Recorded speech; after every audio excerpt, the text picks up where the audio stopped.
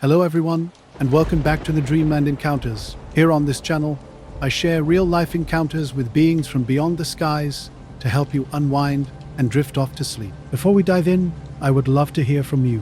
Leave a comment and let me know where you're tuning in from. Now find a comfortable spot, relax, and let's begin. The little festival in Rachel, Nevada was bustling that year. Crowds of curious onlookers, conspiracy enthusiasts, and tourists filled the area near Area 51. I'm Garrett, and while I'm not a thrill seeker, I've always been drawn to old military sites and their stories. That weekend, I drove out alone in my trusty pickup with my dog Jasper riding alongside me, eager to escape the city's constant noise. My plan wasn't to get close to the base. Everyone knows Area 51 is strictly off limits, but with the festival's chaos and local distractions, I saw an opportunity to slip near the perimeter roads and catch a glimpse of something interesting. The desert night was cold, the kind of chill that cuts right through your jacket. A thin haze softened the horizon, blending with the base's blinking floodlights. I parked near some scrub brush about half a mile from the fence and decided to walk the rest of the way. Jasper padded beside me, ears alert but not nervous. The ground was dusty, and an eerie silence grew more intense with each step. I expected nothing more than standard security, fences, watchtowers, the usual guarded setup. Then everything changed. Rounding a small rise, I saw something completely unexpected. Under the floodlights, on the tarmac, sat an object that defied explanation. It was impossibly dark. So dark it seemed to absorb the light around it. Incredibly smooth, with no seams or markings, it looked nothing like any aircraft I'd ever seen in documentaries or air shows. The shape was bizarre, part kite, part flattened disc, sitting low against the ground. No wings, no propellers, no engines or exhaust. Just this silent alien form that made no sense. My heart raced as I carefully pulled out my phone to record what I was seeing. I moved slowly, acutely aware that while no one was visible, the extraordinary silence felt more threatening than any human presence. Floodlights buzzed overhead, throwing long shadows across the cracked asphalt. My heart raced as I zoomed in, framing something on my screen. Then, just like that, gone. No sound, no sparks, no flash. One moment it existed, the next it vanished. My phone slipped from my fingers as I stepped back. Jasper's low growl cut through the silence, his body rigid and staring into the darkness where the object had been. I scanned the area quickly. Nothing. No vehicles, no guards, no helicopters or searchlights, just empty tarmac, bathed in harsh light and an unsettling stillness. When I replayed the video later, everything was corrupted. Static and glitches consumed the file as if someone had deliberately scrambled it. Only one frame remained clear, a faint silhouette where the object had been. Not distinct enough to identify, just a dark shape, more shadow than substance, blurred and sideways like something just out of focus. I studied that frame endlessly, zooming, brightening, applying filters, nothing worked. The image seemed to resist understanding, almost daring me to forget what I thought I'd seen, or perhaps reminding me how little I truly comprehend. The next day, I avoided the fence. Jasper paced restlessly, ears twitching at every slight sound, his tail stiff. He sensed something invisible to me. The town festival continued, full of laughter and chatter, while the desert around us fell eerily silent, swallowing every noise whole. That night, I slept in the truck's cab. The radio crackled with static and occasional military transmissions. Going back crossed my mind, but something held me back. An inexplicable feeling of being watched, not threatened exactly, but observed.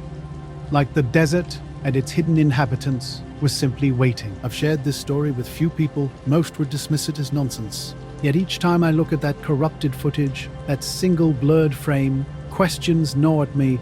How close did I come to something never meant to be seen? And is it still out there, watching and waiting? At 11:45 p.m., I clocked in just before the midnight lockdown. Perimeter Tower 3 was my post overlooking the Groom Lake scrub edge.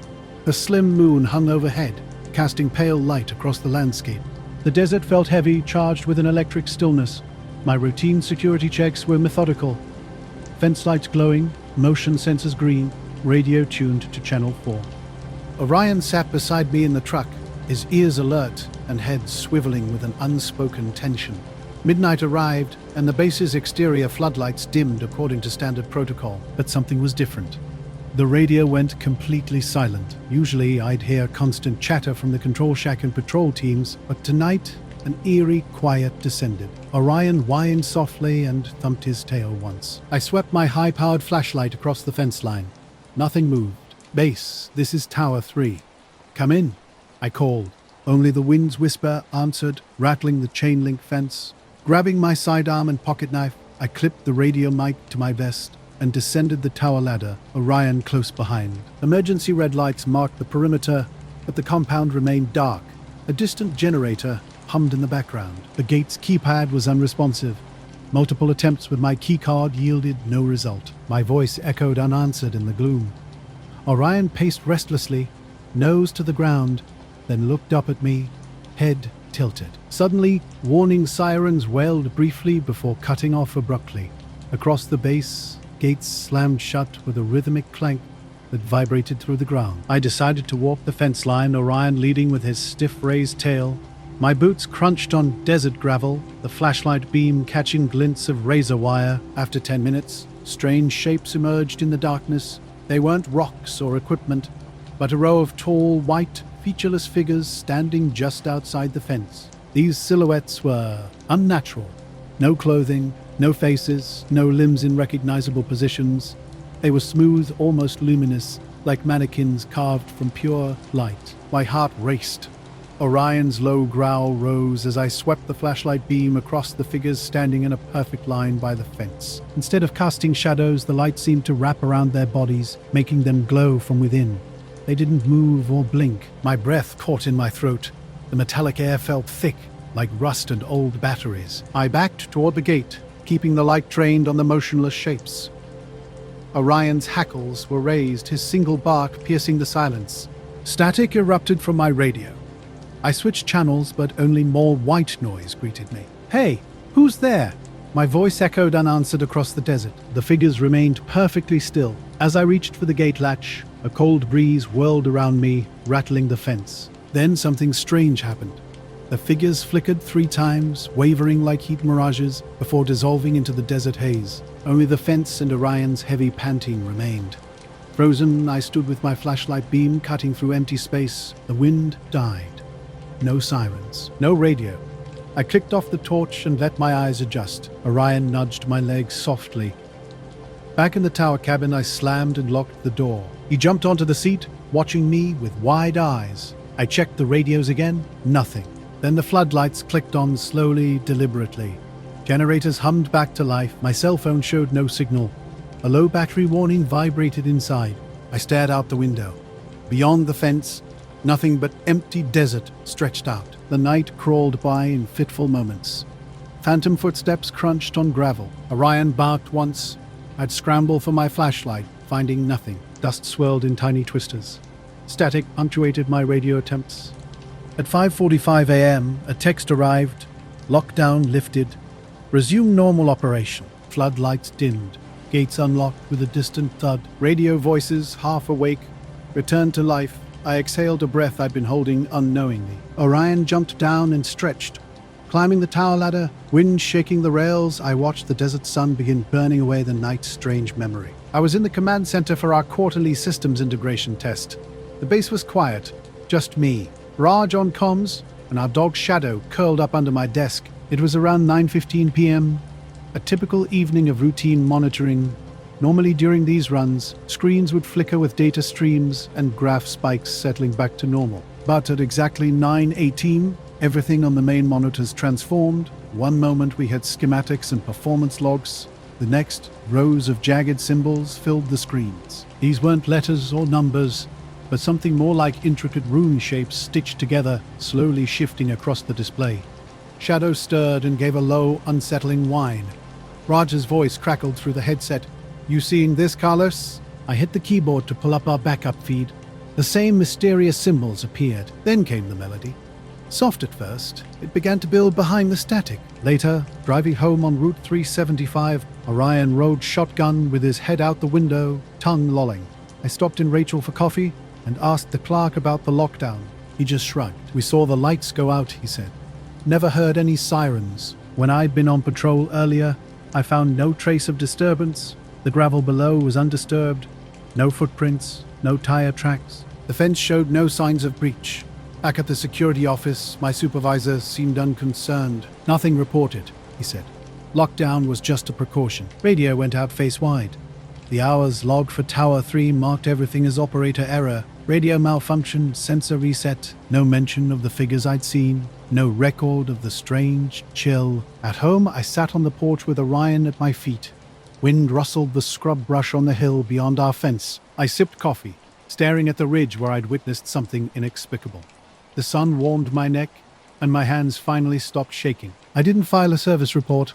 I left the logs as they were and returned to my routine. But now, every evening when I clock in for my shift, I find myself glancing toward those floodlights, wondering if the white, featureless figures will step out of the darkness again, standing silently as the world continues around them. The servers hummed softly, their static-laden music box rhythm catching me off guard. Shadow perked up, ears alert, tilting his head. A strange, simple melody drifted through. Ding, ding, ding, ding, ding, then dissolved into white noise. I radioed control, nothing but silence answered. The eerie tune swelled and vanished in an instant. A quick console restart made the screens flicker momentarily before returning to normal. Logs, graphs, data streams all intact. Raj's swearing broke the tension. Something felt off. The clock read 9:19 p.m., but instinct told me time had slipped away. Network logs confirmed our suspicion. 47 seconds of complete darkness with no official downtime recorded. Server room cameras went black. Security feeds showed only emptiness. Then lights suddenly returning. When we tried pulling logs, something bizarre emerged. A single cryptic line, 4, melody not found. Raj muttered, "Who writes an error message like that?" Shadow grew restless, sniffing around cables as if expecting to find something hidden. Reports started trickling in from across the facility. Hangar B's lights dimmed inexplicably. HVAC systems briefly pumped cold air into control rooms. Crew members described a strange ringing, like a tuning fork resonating inside their skulls. I walked to the window overlooking Groom Lake. The dry lake bed stretched dark and silent. No vehicles moved, no generator drone, no patrol sounds, just absolute stillness. The server room looked normal, racks humming steadily, no alarms. Circuit board warmth filled the air. I toggled the lights. Everything checked out green, yet those network logs still showed that mysterious 47-second gap. That night, Shadow refused to leave the door. Soft tapping outside caught my attention like footsteps on gravel. Flashlight in hand, I threw open the door. Empty corridor. Normal lights. No trace of movement. Returning to bed, I noticed the bedside clock had jumped forward 10 minutes. At first, I thought I'd misread it, but then the melody returned. The midnight lockdown was approaching as I clocked in at 11:45 p.m. from Perimeter Tower 3. I had a clear view of the Groom Lake scrub edge near the west fence. A slim moon hung overhead, casting faint shadows across the landscape. Random notes started to pop into my head. Ding, ding, ding, ding. I tried to shake off the strange sensation, staring blankly at the ceiling. Over the next few days, people made light jokes about the bass symphony, but a thick silence hung around any deeper discussion. Official logs categorized everything as power fluctuation or electromagnetic interference. Raj and I shared an unspoken feeling of being watched whenever we passed the server room door. Late at night, I could swear the melody drifted through my phone speaker, even when no apps were running. By Friday, maintenance decided to shut down the network completely and scrub the systems. We worked by lantern light in the communications bay, reloading software and reconfiguring routers. Shadow, my dog, lay near the power supply, his ears twitching at each electronic beep. No unusual symbols appeared, and the logs filled the 47-hour gap with smoothed-out interpolated data and perfect graphs. That evening, under a half-moon, I walked Shadow along the fence line. Warm desert winds whispered across ground still marked with tire tracks from earlier test rigs. Kneeling, I inspected some scuff marks in the dirt. Nothing seemed out of the ordinary. As we turned to head back, my radio suddenly crackled. A soft static burst, then the melody's first note, ding. My heart raced. I hit the power button, but the device went dead. Mysteriously, my phone lit up on its own, displaying an error screen. Melody not found, it read. I dropped both devices and called to Shadow. The sound abruptly stopped. Desert silence engulfed us. The phone screen went dark. Scooping up Shadow, I jogged back to the gate. Inside the quarters, lights flickered as I crossed the threshold. My phone sat motionless on the table, locked and blank. Facing the wall, I was certain I could still hear the faintest chime. Later, I discovered the official incident report, archived under network anomaly, no mention of music, symbols, or missing time. Just a clinical footnote, system restored 0312 0 to 20 hours, as undetermined. That night, I took Shadow home and left my phone in the car. As I lay in bed, Shadow curled beside me, his ears still twitching. In the darkness, I listened intently, waiting for the base's low hum, the whisper of distant servers, or those elusive notes slipping through the walls. The night was heavy, dry, as static waiting to break. I ran through my routine checks methodically. Fence lights on, motion sensors green, radio tuned to channel 4. Leaning against the railing, I scanned the empty desert through my binoculars. Orion sat beside me in the cab, ears alert and head swiveling, sensing something was wrong. At midnight, the base's exterior floodlights dimmed. Standard protocol, but this time the radio went silent. Static beat briefly, then nothing. I tapped the handset, twisted the volume knob. No communication. Typically, I'd hear chatter from the control shack, shift supervisor, and roving patrols. Tonight, it was as if every radio had been muted. Orion whined softly and thumped his tail. I switched my flashlight to high beam, sweeping across the fence line. Silence. Base, this is Tower 3. Come in. I called out. Only the wind answered, rattling the chain link. I grabbed my sidearm and pocket knife, clipped the radio mic to my vest, and descended the tower ladder. Orion followed, pausing on the gravel. Emergency lights glowed red along the fence posts, but the compound's floodlights remained dark.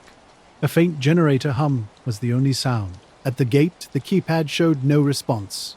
My keycard yielded nothing, still locked. I radioed the tower again. Silence echoed in the gloom. My dog paced, nose to the ground, then looked up at me, head tilted. Suddenly, warning sirens wailed briefly inside the base before falling silent, as if someone had cut their power. Gates across other towers slammed shut, clank, clank, reverberating through the night. I felt the ground vibrate beneath my boots. I decided to walk the fence line, Orion and flashlight leading the way. My boots crunched on desert gravel. Each flashlight beam caught a glint of razor wire overhead. Orion's tail remained stiff, constantly glancing beyond the fence into the darkness. After 10 minutes, shapes emerged. Initially, I mistook them for rocks or crashed equipment, but something felt off.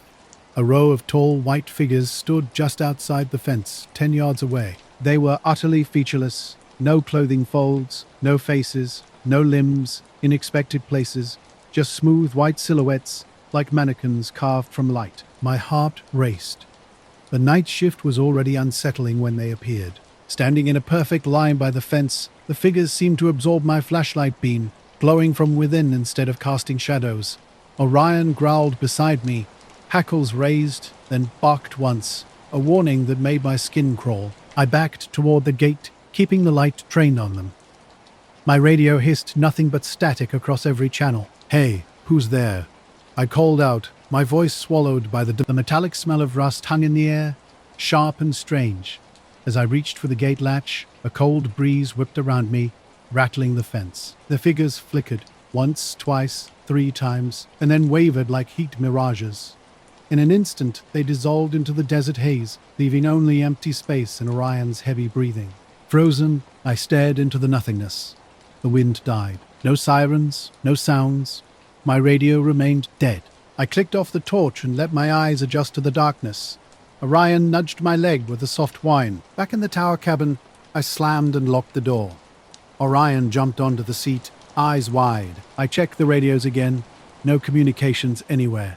Then the floodlights clicked on, slow and deliberate, generators humming back to life. My cell phone showed no signal, just a low battery warning. Outside the window, the desert stretched empty and silent. The rest of the night passed in fitful dozes. Phantom footsteps crunched on gravel. Orion barked once. I'd scramble for my flashlight to find nothing. At 5:45 a.m., everything changed. The comm center texted. Lockdown lifted. Normal operations resumed. Floodlights dimmed. Gates unlocked with a distant thud. My radio crackled to life with half-awake voices. I exhaled, releasing tension I hadn't realized I'd been holding. Orion stretched and jumped down. Climbing the tower ladder, I felt the wind shake the rails. The desert sun began burning away the night's strange gloom. On the gravel below, something caught my eye. But what? I was 20 minutes into my night crosswind pattern when the first glitch happened. The gauges on my panel flickered. Altimeter, heading indicator, even the fuel flow meter went dark for a split second before snapping back like nothing happened. I was practicing touch and goes at the small strip outside Rachel, Nevada. The runway lights just a pale glow behind me. No storm in the area, the moon hidden behind a thin haze. I shrugged it off as a bad circuit, tensed my grip on the yoke, and lined up for another landing. By the third circuit, I noticed it, a shadow moving across the stars just above the northern horizon. At first I thought a cloud had drifted by, but the sky was clear. I banked left, trying to catch it out the side window. The shadow shifted too, sliding silently between constellations. Just a perfect black shape like someone cut a piece out of the night. I leveled off. Back at the security office, my supervisor asked where I'd been. I said I was on patrol. He nodded, eyes tired, and handed me the daily log. Nothing reported, he said. We show no fence breaches, no sensor triggers. He tapped his pen on my report. Lockdown was precaution. Wired glitch. Radio went out base-wide. I glanced at the hours log for Tower 3. Radio malfunction. Sensor reset. All marked. Operator error. No mention of figures. No mention of a strange chill. I looked at the fence, searching for a sign. Scratch marks, footprints, any evidence. But there was none. No footprints, no tire tracks. Take nothing to show where the figures had been. Even the dust was disturbed only by my own prints. That day, I drove home on Route 375 beneath the bright blue sky. Orion rode shotgun. Head out the window, tongue lolling. At the town of Rachel, I stopped for coffee and asked the clerk about the lockdown. He shrugged. We just saw the lights go out, he said. Never heard sirens. At home, I sat on the porch with Orion at my feet. The wind rustled scrub brush on the hill beyond our fence. I sipped coffee, staring at the ridge where I'd seen them. The sun warmed my neck and my hands finally stopped shaking. I didn't file a service report.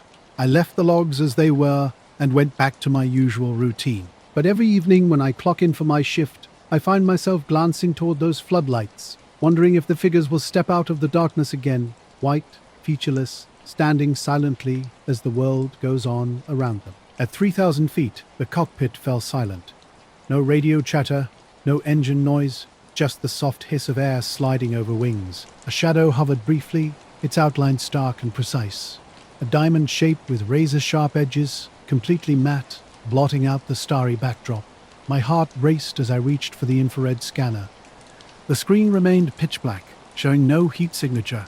One by one, instruments across the dashboard went dark, as if an invisible hand was systematically switching them off. Transponders, communications all dead.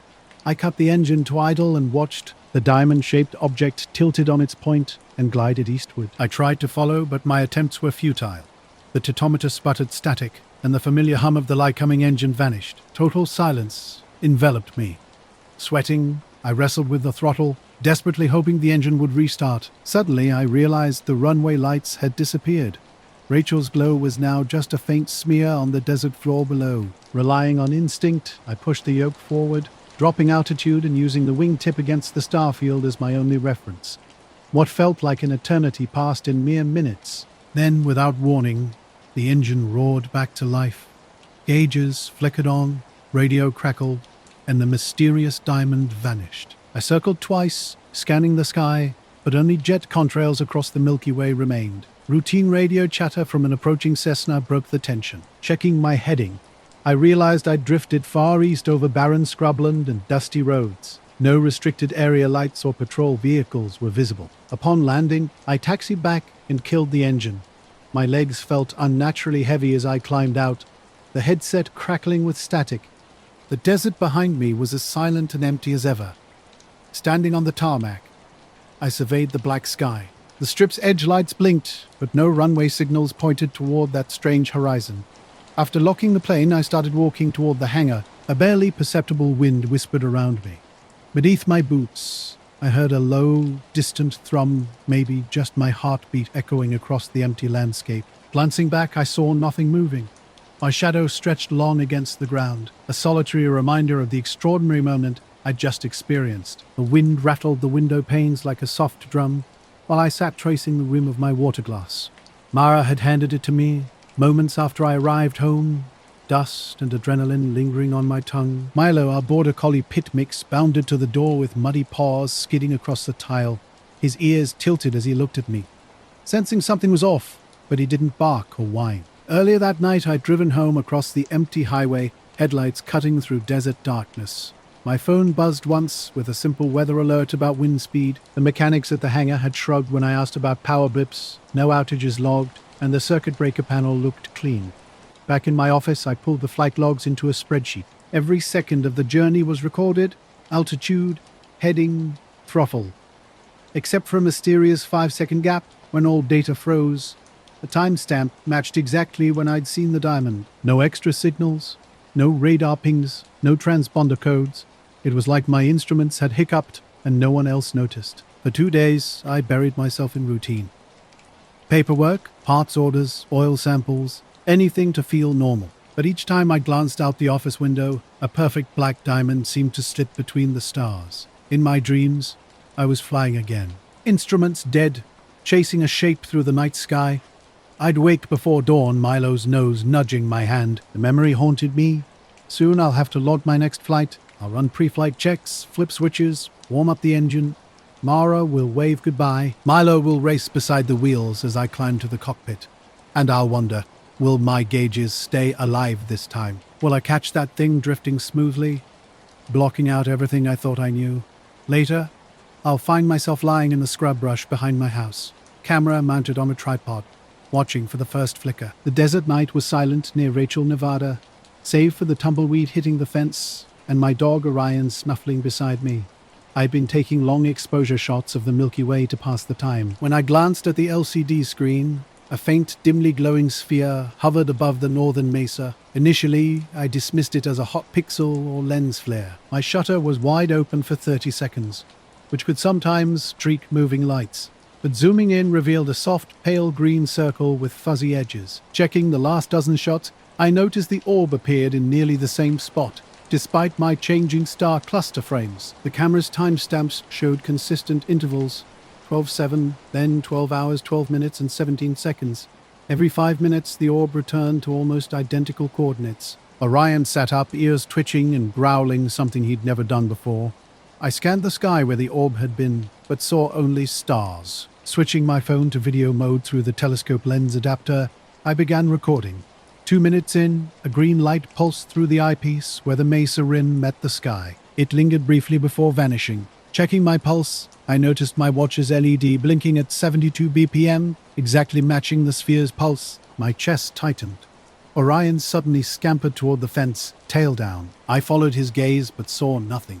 Cold air brushed my arms, and I pulled my jacket tighter. Stopping the video, I packed my gear and headed back to the house. At the driveway's top, Orion paused to sniff the air. A low, transformer-like hum hung in the background. Beyond the last street light, the road stretched pitch black. My flashlight beam cut through dust motes, revealing only desert brush and my own shadow.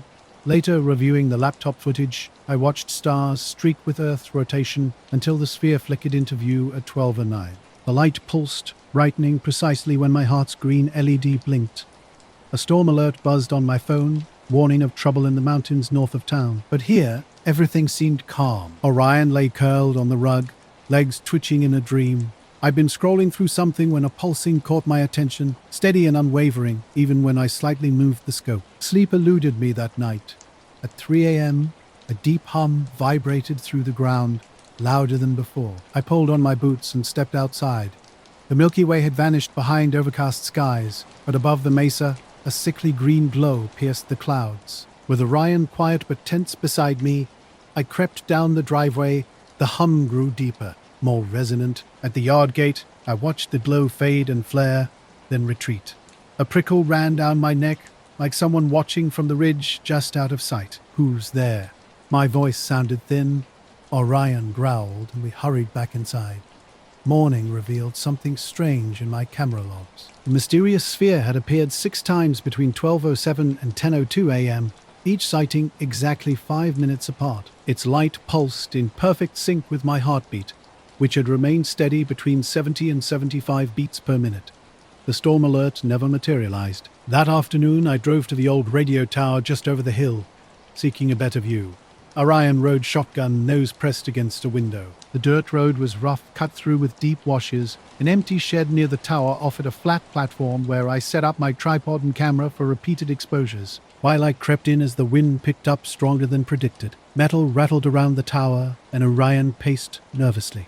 I watched the mazer, remembering the 12:07 timing. Right on schedule, the shutter clicked. In the eyepiece, a muted green orb flickered to life, its edges trembling, hanging motionless in the sky. I panned the lens across the ridgeline. Nothing moved. No planes. No tower lights. Just the sphere, breathing in sync with my chest. When I reached to steady the tripod, it slipped. The camera jerked, capturing only darkness. Refocusing quickly, I found the orb had vanished. A minute later, Orion barked twice, sharp and distant. Looking up, I saw a shape crouching at the tower's base. I rounded the bend in Mockingbird Canyon just after sunset, the old Kenworth W900's dash flickering unexpectedly. I'd been running supply shifts out of Indian Springs for months, so electrical quirks weren't new. The speedo and tack dropped out for a heartbeat before returning. Reddish canyon walls glowed in the last daylight, and I shrugged off the disturbance as heat mirages playing tricks on metal. The route hugged the desert floor near Groom Lake, skirting restricted airspace. I kept old-fashioned paper maps in the dash, confident I didn't need glitchy electronics to guide me. As I slowed to 25, easing off the gas, every gauge fluttered again. The clock even ticked backward for a second. Later that night, I sat in the dark watching my laptop. The tower files showed the sphere only in the first shot of the sequence. No subsequent flicker. I tried stretching the videos, but nothing appeared. Orion slept at my feet while I stared at the wall clock. 1:16 a.m., 30 seconds later, a cold gust rattled the window panes. My pulse spiked to 90 BPM, and I pressed my hand to my chest. No light. I drifted off, dreaming of an orb flickering in my chest, pulses echoing across the desert. I woke to a full, low hum. The house seemed to lean with the vibration. Walking to the window, I saw only wind-tossed scrub and a sky turning grey with dawn. No glow above the mesa. Pouring coffee, I watched Orion sniff the air, his tail low. That night, I considered taking more photos, but each time I looked at the camera, I remembered the shape of the tower and the pulsing light. Checking the footage frame by frame, heartbeat by heartbeat, I realized how little I truly saw. I left the camera on the dining table, lens cap on, and headed to bed. Orion followed, nosing my shoe. Outside, the desert sighed under the wind. Somewhere up there, the sphere pulsed on, calm and distant, keeping its own rhythm. A ladder stood dark as the night, slender and still. My flashlight beam swung, but the figure retreated before the beam found it. Orion whirled, backpedaling, until I pulled him in close. I didn't wait another flicker. I packed up my gear in the wind, heart pounding so loud I thought neighbors would hear. On the drive home, I kept checking the rearview mirror, seeing the cliffs lit by my headlights until they vanished behind the hills. Deep in the canyon, everything went silent. My engine cut out, cab lights fading to darkness. I tried the key, nothing happened. Climbing down to check under the hood, I found everything looked normal. The generator seemed fine, no loose wires anywhere. I tapped the alternator belt, which had good tension. Back inside the truck, dash lights suddenly flickered on. The engine roared back to life, radio crackling with an old blues track that sounded slightly off-kilter. I drove without questioning what had just happened. Later that night, I made camp under a brilliant starry sky. The Milky Way stretched overhead. Scout, my lean black lab mix, rested his head on my boot while I cooked beans on the portable stove. Wind had died, leaving the desert absolutely still. A low humming caught my attention, not from my engine, but something deeper and steadier. I shut the stove and scanned the darkness. Canyon wind echoes still rang in my ears. My flashlight beam swept across the scrub, revealing nothing. Scout licked his snout. "Probably nothing, bud," I said. Yet neither of us looked away from the ridge. Midnight came, and I crawled into the sleeper. Half listening to Scout's soft snoring and the fridge's faint hum, my dreams twisted through shifting rock faces and spinning gauges. That deep humming pulsed in sync with my heartbeat. Scout's whine woke me. Winter had arrived early, coating the cab's dash with ice crystals. Moonlight cast a pale glow across the rest stop. The heater gauge flickered wildly between hot and cold. When I reached to touch it, my hand passed through a strange ripple in the glass, like disturbing a pond surface. Scout moved to the window, pressing his muzzle against the glass. tail wagging slowly. Leaning closer, I saw it beyond the ridge, a shape too precise to be natural. Dark and angular, silently perched at the canyon's edge.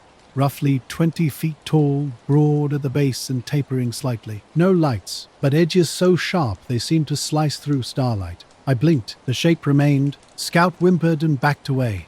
Grabbing my coat and flashlight, I unlatched the door. Freezing air hit me, electric and sharp. My torch beam died halfway up the canyon wall, swallowed by darkness. No reflection, no shadow. I switched it off. The shape disappeared. The radio sputtered static as I pressed the tuner. Nothing came through. Scout nudged my leg, eyes wide, and I yanked the cab door shut, locking us inside. The gauges stabilized, the heater hummed to life. By dawn, frost had melted into a pale grey sky. Walking Scout around the lot, I saw no disturbance, no footprints beyond the pavement. The canyon rim looked like any ordinary stretch of desert rock. I climbed back into the cab and punched in my route to Indian Springs. Everything worked perfectly. Gauge needle steady, radio clear. On the drive back, something felt off. The canyon lights faded in my mirror, fuel economy dropped, and the engine idled rough as I passed the rim. I rolled down the window and heard it. That low, insistent hum pressing against the glass like a living thing. My heart raced. I glanced up. The sky was empty. At the depot, Scout hopped down and I locked up. My dispatcher asked if everything was okay. Yes, I said. My voice tired and loud in the quiet office. Home felt warm. Scout circled and settled into his blanket. I dropped my keys, checked my phone, no messages. Staring at the dark window, I wondered. The next morning, I drove that stretch again. No glitches this time. No hum, no deep cold. The canyon rim looked ordinary. Morning sun turning the rock orange. I resisted looking for that dark shape. Reviewing the dash camera revealed strange timestamp jumps around midnight. The footage showed nothing, just the canyon wall, lens glare, shifting wind. Scout watched me, tail wagging, as sunlight streamed through the blinds. Maybe it was all in my head, I told him. He licked my hand, eyes half closed. Now, every night I find myself watching the window, listening for that hum beneath the road. The house stays silent. The desert remains still beyond the walls, but each time I start the rig, I can't help but glance. I ran a small garage on the outskirts of Rachel, Nevada, for nearly 2 decades. It was a tiny spot barely marked on maps, right near Area 51. Most of my customers were local folks, or the occasional traveler passing through, but some jobs were different, strange enough to make me question everything I thought I knew. The vehicles that came through my shop were unlike anything I'd seen before. Engines completely dead, with panels twisted in impossible ways. I worked on cars, trucks, and ATVs, noticing how the metal looked like it had been manipulated by some massive invisible force. No dents or scratches, just this bizarre rippling effect, as if the metal had been softened, stretched, and then re-hardened. Customers would tell me how their vehicles suddenly died on the highway near the restricted area. No warning, no sputtering, just complete silence. Some even claimed they saw strange lights in the sky moments before their engines cut out. I used to dismiss these stories as wild imagination. But the cars? They were real. The damage was undeniable. One summer night around 10 p.m., with the wind howling and creating an unusually cold desert chill, I was closing up the garage. Something caught my eye out on the highway past the ridge, a bright rectangular shape hovering about 50 feet above the ground. It was motionless, completely still, despite the strong gusts. This wasn't like any aircraft I'd ever seen. No wings, no blinking lights.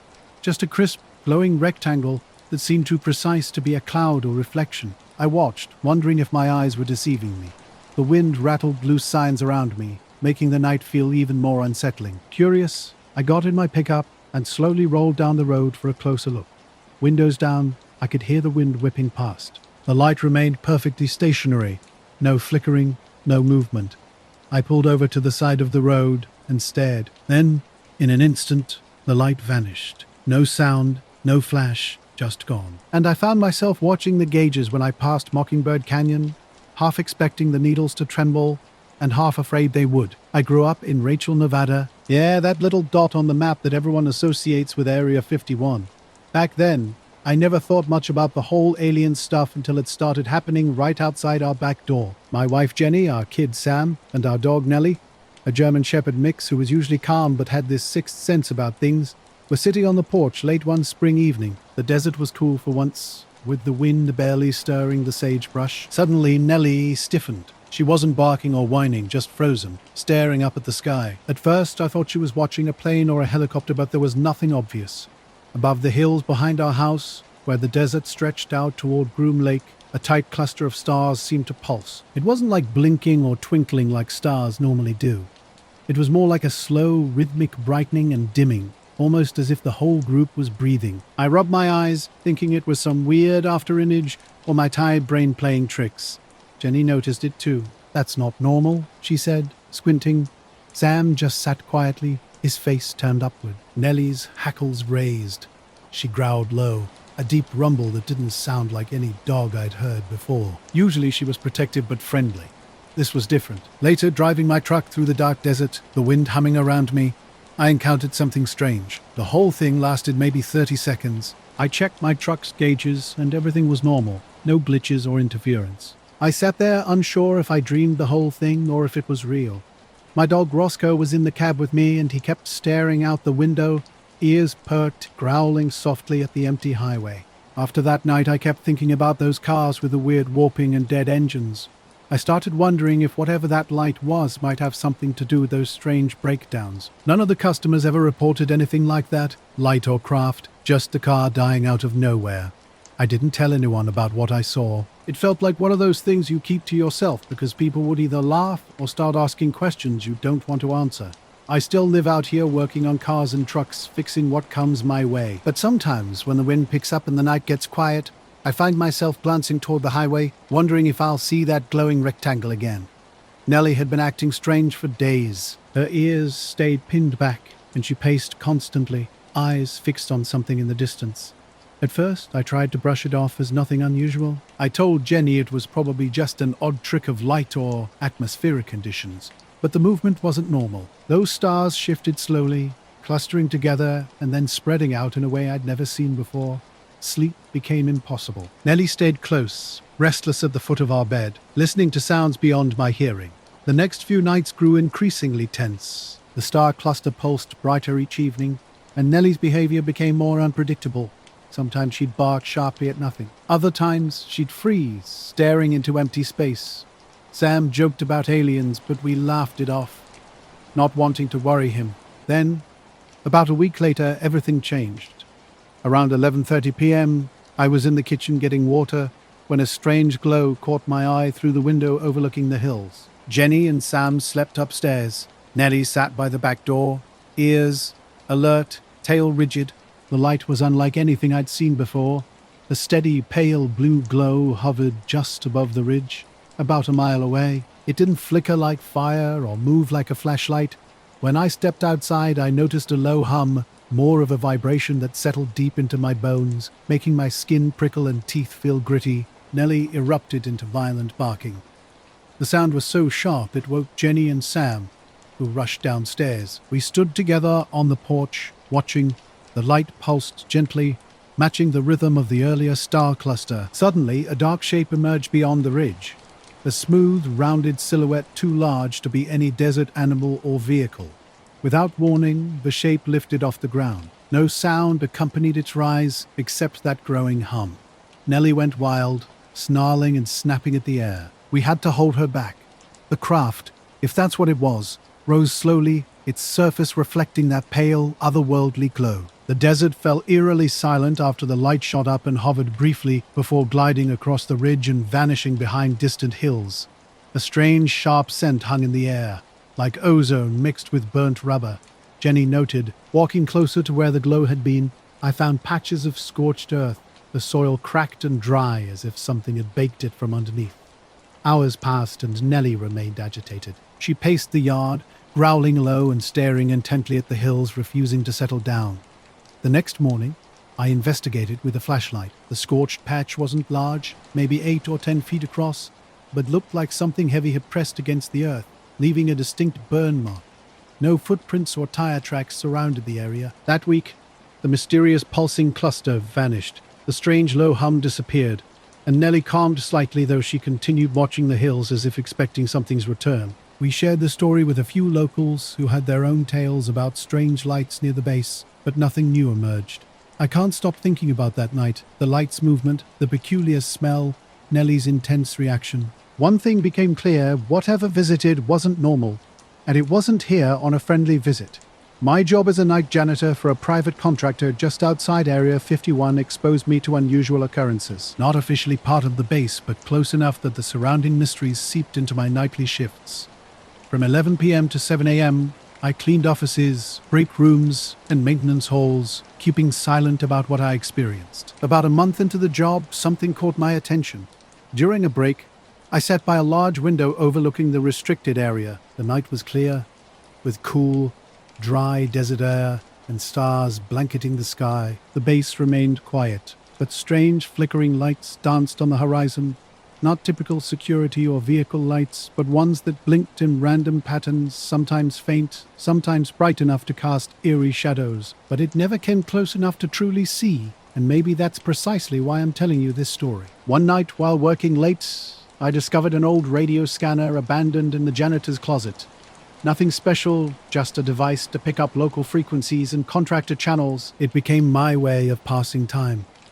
At first, I listened to routine chatter from maintenance teams and security patrols, but then something strange started happening. Whispers would break through the static, not quiet conversation, but low, unintelligible murmurs in no language I recognized. I tried recording these sounds on my phone, but the files always glitched or corrupted. The voices emerged only in brief static bursts, fading in and out.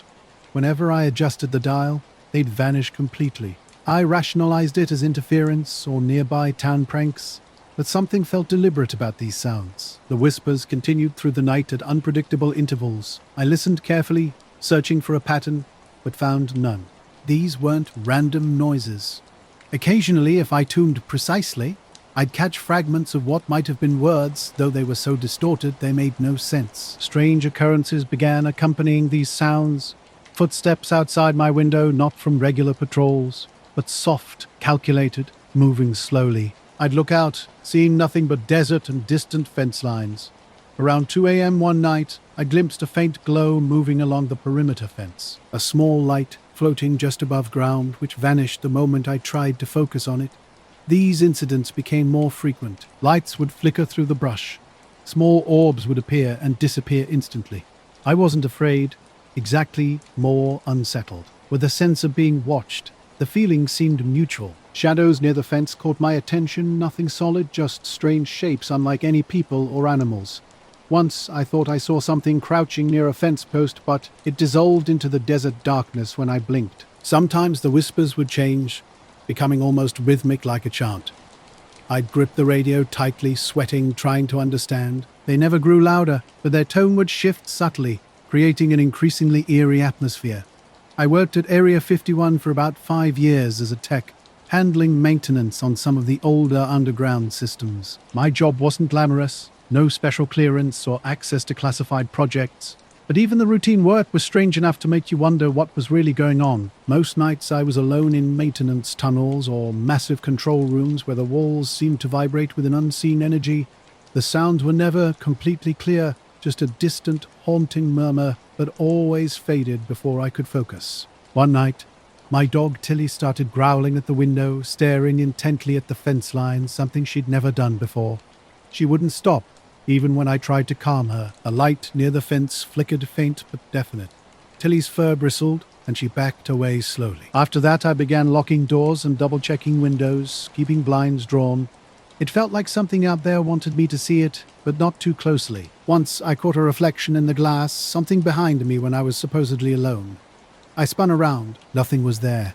I thought about quitting, but I needed the money. The shifts remained quiet, except for unexplained noises. One night, the voices grew louder, almost beside me in the room. The scanner crackled and cut out completely. When I went to check the breaker box in the hall, the air turned ice cold. I swear a thin shadow slipped past the far doorframe. I closed the panel quickly and left the building. Outside, the desert was calm. Tilly paced nervously. That night, the fence lights went completely dark for about 5 minutes with no security announcements. When power returned, the lights flickered strangely for a few seconds before normalizing. I finally handed in my resignation. Before leaving, I packed up the radio scanner and salvaged recordings. Most files were corrupted or blank, Only a few contained fragments of that whispering. Now, miles away from the desert and those shadows, I'm home. But sometimes, late at night, I still hear faint murmurs like static on an empty frequency. And when the wind is just right, Tilly stares out the window, ears twitching as if waiting for something to return. I noticed the humming first. Not a mechanical noise you could easily identify, but a low, steady vibration that ran deep through your bones. It was faint, like the entire compound was quietly buzzing beneath the desert floor. At first I thought it was just routine, maybe the air conditioning, or some standard background noise. But over time, I realized it was different. The sound would change. Sometimes it swelled, almost like the whole place was breathing. Other times it pulsed in strange rhythms that felt almost alive. That particular night stands out in my memory. I had just finished checking a server bank in the West Wing, and the place was pitch dark except for the emergency red lights. My dog Hobo was with me, a scrappy mutt I'd smuggled in. Hobo always hated these tunnels.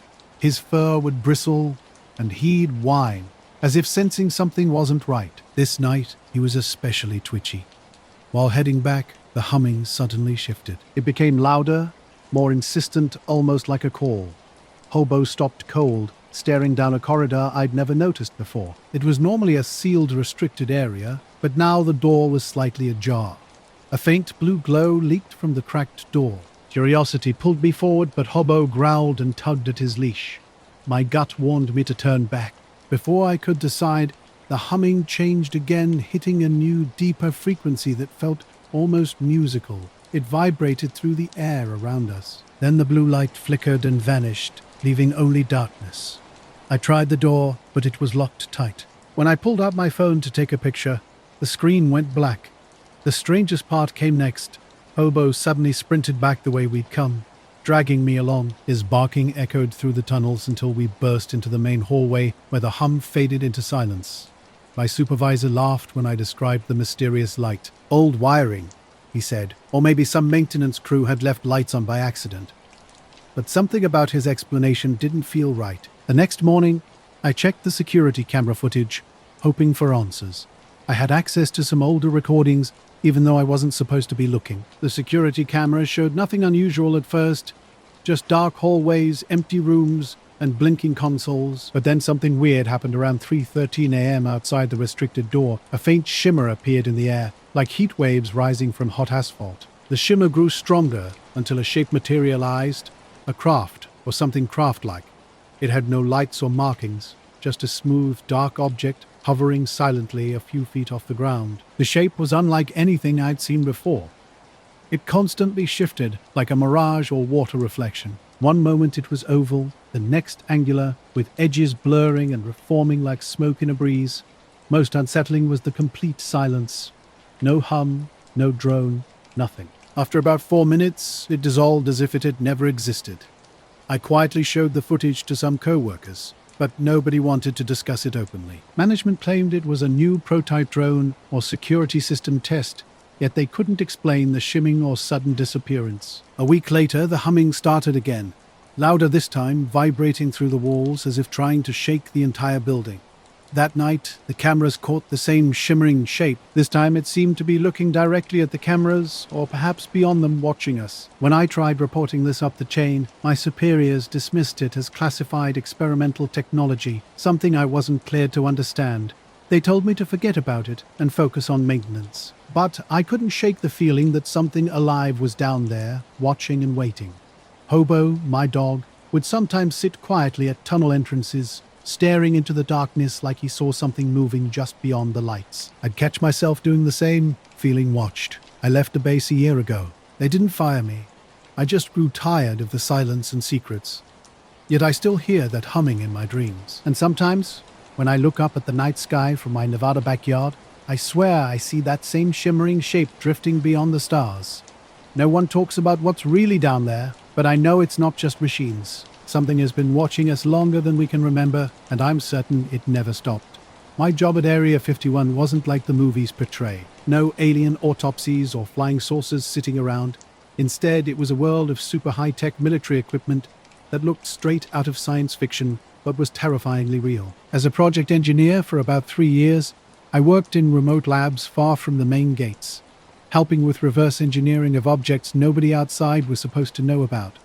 The technology itself wasn't the strangest part. What really got under our skin were the devices that didn't behave like normal machines. We ran tests on vehicles with seemingly impossible capabilities, like phasing through solid objects. Hard to believe, but I saw it happen. Our experiments involved sealed metal chambers with thick walls, designed to contain and test these prototypes. We'd watch through reinforced glass, observing a vehicle start on one side of the chamber. Sometimes it would simply vanish from one spot and reappear on the other side, as if passing through walls effortlessly. No sound, no vibration, just sudden displacement. Not every test worked perfectly. Some failed or glitched, but in a few remarkable instances, the vehicle would disappear completely. Not just through a wall, but seemingly from existence. One particularly bizarre test ended with the vehicle reappearing in a testing bay hundreds of meters away, completely undamaged. These moments created an uncomfortable tension. Everyone knew we were experimenting with something beyond our comprehension. The aftermath was unsettling.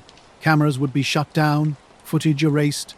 People experienced strange physical symptoms, muscle strains, headaches, sudden dizziness. I remember Lyle, a mechanic, collapsing during a shift, claiming his body felt like it was vibrating internally. I left the job last year, and I still can't make sense of everything I witnessed. That's why I'm sharing this now. The base was different after what happened to that guy in the chamber. Military protocol changed instantly. No one could approach without top-level clearance.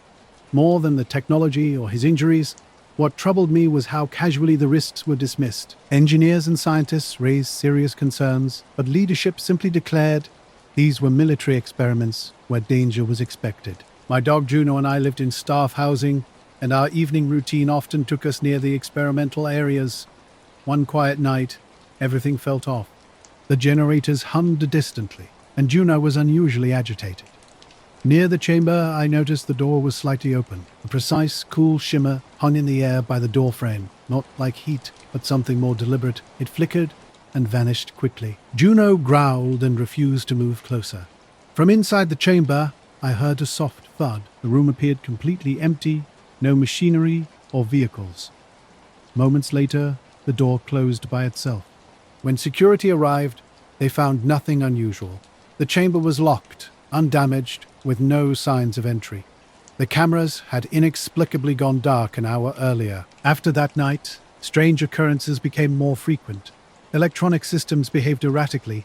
Machines would momentarily disappear, power would fluctuate, and my access badge would sometimes fail in certain areas. The labs near the testing chambers seemed particularly affected. Another evening, walking near the outer perimeter with Juno, the deep, earthen hum filled the air. Above one of the hangars, a pale, soft light hovered, not like any aircraft or spotlight I'd seen before. It pulsed gently, then vanished. When I reported these incidents, leadership offered only vague, dismissive responses, insisting nothing was out of the ordinary. I was a pilot trainee stationed at Area 51 for about 6 months, and nothing about that place was normal. My days mostly involved flying small single-engine planes over the Nevada desert, the kind that are twitchy and responsive, perfect for tight maneuvers. My instructor, Lester, was tough but fair. He'd send us out over a specific desert stretch, mostly flat with a wide mesa to the west, running navigation drills. But there was this one zone where everything seemed to glitch. I first noticed it on my 3rd or 4th solo flight, circling near a patch of desert just east of Groom Lake, not too high, around 5,000 feet. As I approached that area, my compass started spinning like a broken record. No matter how I banked or turned, it just whirled crazily, refusing to settle on a heading. I figured it was a magnetometer problem and relied on visual GPS cues. Then the radio started acting up. Static flooded the comms, drowning out Lester's voice. For a solid minute, all I heard was a loud, high-pitched crackle. It freaked me out enough to pull back and get away from the zone. Lester was surprisingly calm when I returned to base, saying the equipment had moments like that and telling me to log it as an electrical equipment testing issue. The way they dodged questions, the classified status, the silence, it all made me uneasy. Eventually, I quit. The longer I stayed, the more I felt like the base was hiding something beyond just technology. Those machines that could phase through walls were just the start. I didn't want to be part of whatever came next. Now, sometimes I catch myself staring at the spot near my old lab, wondering if those vehicles still vanish and reappear somewhere out there, defying everything we know about physics. Juno, my dog, sometimes stiffens and looks toward the desert, ears alert, like she senses something invisible. I don't know what was really going on, but I'm certain of one thing. Some of the things we uncovered at Area 51 weren't just secret tech. They were something else, something that doesn't fit. And whatever it wasn't done yet. During my routine flights, I noticed something strange near a specific location. The first time, I experienced some radio interference and got a warning to stay alert. No big deal, I thought. But then it happened again on my next flight, near the same area. On my 5th or 6th attempt, I decided to get closer. The wind was brutal that day, shifting and gusting hard. As I approached within a couple miles of the cliff edge, something incredible stopped me in my tracks. A massive, dark shape hung motionless just above the mesa, completely defying the wind. This wasn't like any aircraft I'd ever seen. It was huge, almost rectangular, but with rounded edges. No engines, no noise, no lights, just hanging there impossibly still. I pulled back the throttle and banked to keep it in view, trying to radio in what I was seeing, but all I got was static. No communications would go through. Suddenly, without warning, the shape vanished. One moment it was there, the next, nothing, just empty sky and wind-blown dust. I hovered, trying to comprehend what I'd just witnessed. My instruments were glitching so badly I couldn't trust them, and with communications down, I felt completely disoriented. Back at base, I reported the incident carefully, sticking strictly to the fact. Lester seemed unsurprised, nodding with a knowing look. When I tried investigating further, things got weird. My entire flight log from that day had disappeared. The tracking system showed nothing. No video, no data, as if the flight never happened. I asked maintenance, and they confirmed the system was fully operational. Lester dismissed my concerns, suggesting data glitches were common, but his response felt deliberately vague. Something told me I wasn't supposed to dig deeper. From then on, I avoided that area. The compass still spun erratically, and the radio continued to hiss whenever I got close. The whole region felt somehow off. I never saw that shape again, but the memory of that impossible moment never left me. I woke before dawn, the house vibrating with an intense rumble. The floorboards hummed beneath my feet, and I stumbled into the hallway, feeling the walls pulse around me. Bramble, my brindle shepherd mixed with a twitchy tail, padded behind me, panting. Something was different. The previous nights had been strange. Just after midnight 2 nights ago, a low bass note had trembled through the house, like a distant freight train passing underneath the foundation. No thunder, no clouds, just an unexplained vibration. Bramble had whimpered once and lifted her ears before settling back down. When morning came, I noticed something odd on the kitchen window. Condensation clung to the glass like dew, and when I ran my finger across it, a dark shape held its form, a tall figure with outstretched arms that melted into a smear. I pressed harder, but nothing remained when I wiped the glass clean. That evening, sitting on the porch with Bramble at my feet, I heard the rumble again. Softer this time, like something shifting underground. Her fur lifted along her spine as she growled low. I scanned the desert floor, just sand, scrub brush, and the old water tank from the previous farmhouse owner. Now, in the pre-dawn darkness, I flicked on a lamp in the living room. The windows were completely covered in heavy, chalky condensation. Swirling patterns formed intricate circles, and when I reached out, the mist peeled away in lines as if something had run its fingers over the glass. Only my own handprint remained. I grabbed a flashlight and stepped outside, the gravel crunching beneath my feet. The desert looked the same, the sky unchanged. But near this patch of earth, something felt different. The rules seemed to shift, defying logic. Years ago, during a flight, I'd encountered something similar. Instruments dying, radio going dead, something hovering silently just out of reach over a lonely Nevada mesa. No one ever spoke about that flight again, and official records showed no trace of the incident. But I remembered, and I still wondered what I'd encountered so close yet so far from understanding. My chest rumbled with an unsettling feeling as the slippers touched the floor. Bramble's teeth were bared, sniffing the air before bolting toward the fence line. When I called her back, she froze at the yard's corner, staring into darkness. My flashlight beams swept the horizon, revealing nothing, no headlights, no animals, just desert shadows dancing in the wind. Earlier that day, I'd driven into town for groceries. The diner's windows looked clear, but the locals appeared worn. Old Mr. Bias had worn. Lynn mentioned hearing a low-frequency hum for weeks. Maria, the waitress, nervously rubbed her arms, describing how her windows fogged up despite cranking the heat. No one offered any explanation. Night brought unusual calm. No tremors, no hum. I slept deeper than I had in weeks. Dawn revealed something odd. The glass backyard door hung ajar, its latch unhooked. Bramble curled on the porch, watching me with worried eyes. I secured the door, checking every window lock. Though the condensation had vanished, footprints in the dirt caught my eye, small, child-sized tracks leading toward the distant hills. 2 days passed. After sunset, a thick fog rolled in, consuming the porch light and turning the world into grey soup. I drew every curtain closed, holding Bramble on my lap. The familiar hum returned, low, steady, vibrating through my teeth. Glass steamed instantly, ghostly patterns forming in the corners. Fleeting images. A face, a hand, then nothing. I stared until my eyes watered. Bramble growled, leaping from my lap with bristling fur. I switched on all lights and turned on the TV for comfort. Local channels droned about dust storms and rattlesnake sightings, silent on the strange rumbles and haunted windows. The fifth night brought tomato soup. Bramble sat at the kitchen table, enjoying a hint of chili. Just as I took a bite, the rumble began. My spoon clattered down as the table trembled. Soup sloshed against the bowl's rim. Bramble's whiskers twitched and she backed away. Glass cabinet doors rattled violently. Then, abruptly, silence. The house went completely still. Even Bramble froze. Placing my hands flat on the table, I felt a faint, pulsing warmth beneath the surface like a hidden heartbeat. Pushing my chair back, I abandoned the soup. I needed fresh air. Bramble followed, padding softly over the gravel.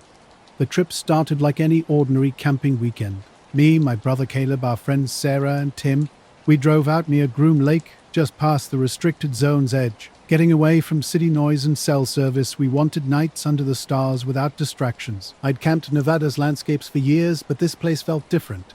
Something about the silence wasn't right. Late afternoon in early June, we arrived on a hot, dry day.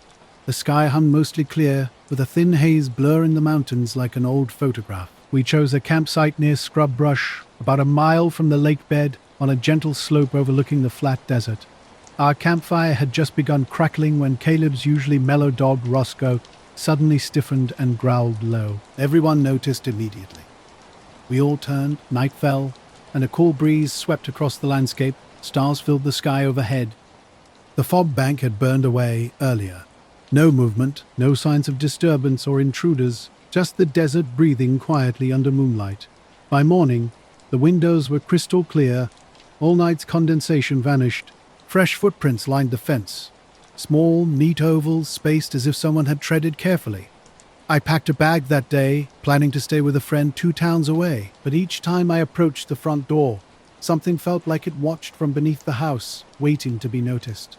That night, dreams came, shapes forming on glass, glowing lines etched into walls, a low hum rising from below. I woke stiff and heavy-eyed, Bramble pressed close. I told someone everything would be okay, but my voice sounded distant. At dawn, I opened my eyes to the front door. The driveway sat empty. My suitcase remained where I'd left it, the sun just clearing the horizon. For the first time in days, only wind in the sagebrush, and Bramble's soft toenails clacked on the porch. I'm still here, watching the highway, waiting for my friend's truck. The rumble hasn't returned. Windows stay clear, but I can't shake the feeling that I'm not the one who decided to leave. Something has been pulling at this place's edges, and I'm uncertain when they'll finally follow through. The desert evening stretched out before us, silent and still when Caleb first noticed something unusual in the distance. About 200 feet away, a strange shape hovered low above the ground. It didn't resemble any aircraft we knew. No sound of rotors or engines, just a soft, steady glow. The object was triangular, roughly the size of a small car, with unnaturally smooth edges that seemed more like a shadow than a solid form. Its light was dim, almost as if it were intentionally trying to remain unobtrusive. Hovering about 10 feet above the ground, it remained perfectly motionless, despite a light breeze rustling nearby bushes. When the craft descended and touched the sand, something changed. The ground felt different, colder, as if all warmth had been suddenly extracted. Caleb reached out to touch the sand and quickly pulled his hand back. Reacting to an unusual chill, Roscoe began barking in a tense, warning tone that was unlike his usual excited sounds. Our technology went haywire instantly. My phone screen went blank, with no signal or battery icon. Sarah experienced the same issue with her phone, and Tim's watch stopped completely. We felt trapped, surrounded by an oppressive silence while the craft remained utterly still. After several minutes, the triangle's interior lights began to dim until almost darkness enveloped it. Then, as silently as it had arrived, it rose straight up into the sky and vanished. No dramatic exit, no noise, just gone. The desert seemed to exhale, tension dissolving as warmth returned, and the breeze picked up. We sat in stunned silence. Roscoe remained alert but calm. The next morning, we packed up and left early. Our devices continued malfunctioning for hours, even miles away from the site. During the drive home, an unsettling sensation of being watched persisted. Every time I checked the rearview mirror, only empty road and sky greeted me. I can't explain what we witnessed that night. It was unlike anything I've encountered or read about. Definitely not some ordinary desert phenomenon. The night shift was winding down when the unexpected shipment arrived. Just past 11 p.m. I was on my last run of the evening, driving the forklift to Dock 12 where half a dozen white crates sat under the floodlights. Nobody had mentioned their arrival. These weren't ordinary shipping containers. Each crate measured about 6 feet long and 3 feet wide, sealed with strange symbols I'd never encountered before. Interlocking triangles and circles painted in a dull silver that caught the light. When I tapped one with my gloved hand, I noticed something unusual. The air felt different, more like the inside of a walk-in freezer than the typical desert night. My breath fogged around me, and the cold seemed to seep into my bones. I tried calling Hank, one of the welders, but the radio in my vest crackled and went silent. As I hauled a crate onto the forklift and rolled toward the storage bay, a strange fog seemed to drift behind me, parting when I turned the corner. The temperature gauge read normal, low 40s, but the air around those crates felt at least 10 degrees colder. Inside the storage bay, other maintenance workers were loading parts into bins. When I set the crate down, a low hum started in the walls, reminiscent of a massive transformer. Sarah from logistics looked up, frowning. "Did you bring these in?" she asked. I shook my head. She ran her hand over one of the mysterious symbols, clearly puzzled. Then everything changed. The lights flickered. The hum grew louder, echoing through the steel beams. I reached for the emergency backup switch, but suddenly every light in the bay went dark, except for a single red LED hovering near the crates. My flashlight beam cut through the darkness, landing on the symbols. They glowed faintly, a soft silver shimmer. Nobody spoke. We backed out of the bay, my light dancing over equipment and cables, until the power returned. 30 seconds later, the regular lights clicked on. The mysterious hum had vanished, and the crates looked like they'd been there for weeks. The next morning, I checked the delivery logs. The manifest listed the crates as classified, with no origin or contents noted. When I asked supervision, I received only a brief, cryptic briefing. Something about that place had changed. Colder, quieter, heavier. And I still wonder if we were just lucky to be there to see it. I spent the day under the sun, sweeping the hangar floor, acutely aware of the crates hidden behind the fence. That evening, I brought Roscoe, my German Shepherd mix, to the base. He'd been with me for just a month, and tonight he seemed on edge.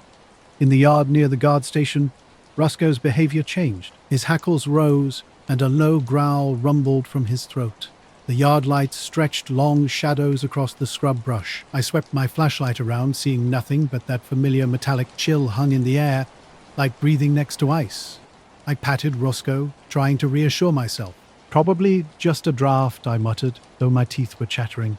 When I checked the bay door, I found it unlocked. The crates were gone, completely vanished. No forklift tracks, no skid marks, nothing except the red LED above the doorway, blinking silently.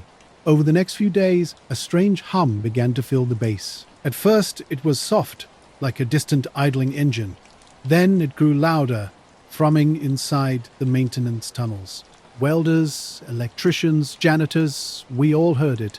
Sometimes it would start in the middle of the afternoon, creeping through pipes and vibrating fixtures overhead. When the hum stopped, an eerie silence would descend. It felt like the entire base had exhaled simultaneously. That week, something even stranger happened. Half a dozen of us started experiencing the same dream. In my version, I stood in the supply bay, surrounded by stacked crates, darkness everywhere. 2 white pinprick eyes glowed from the back wall. Sarah's dream was similar, but she was outside the bay doors staring in. Hank saw the eyes through a floor grate. Over coffee the next afternoon, we compared notes. None of us had ever been one to share dreams before, but this was too bizarre to ignore. One night, following the familiar low hum behind the corridor walls, I discovered a service hatch I'd never noticed before. Roscoe padded behind me. The grate felt warm to the touch, and the hum pulsed through my fingers like a steady heartbeat. With no one else left to call, I radioed maintenance during my shift. Crouching down, I pried the grate free. Cool air flowed upward from an endless black shaft. I shone my flashlight down, but there was no bottom, just darkness. Roscoe whined softly, licking my hand. I got the call around 10 that night. Hangar D4 needed a scrub down after the new drop-off. I grabbed my gear, and Riley, a short-haired mute with pointy ears and a nervous energy that made him perfect for late-night shifts. The desert was cooling off, but the air still smelled of sun-baked metal. When we rolled up to the base gate, the scanner light blinked green and Riley's tail wagged once before he settled back into the cab.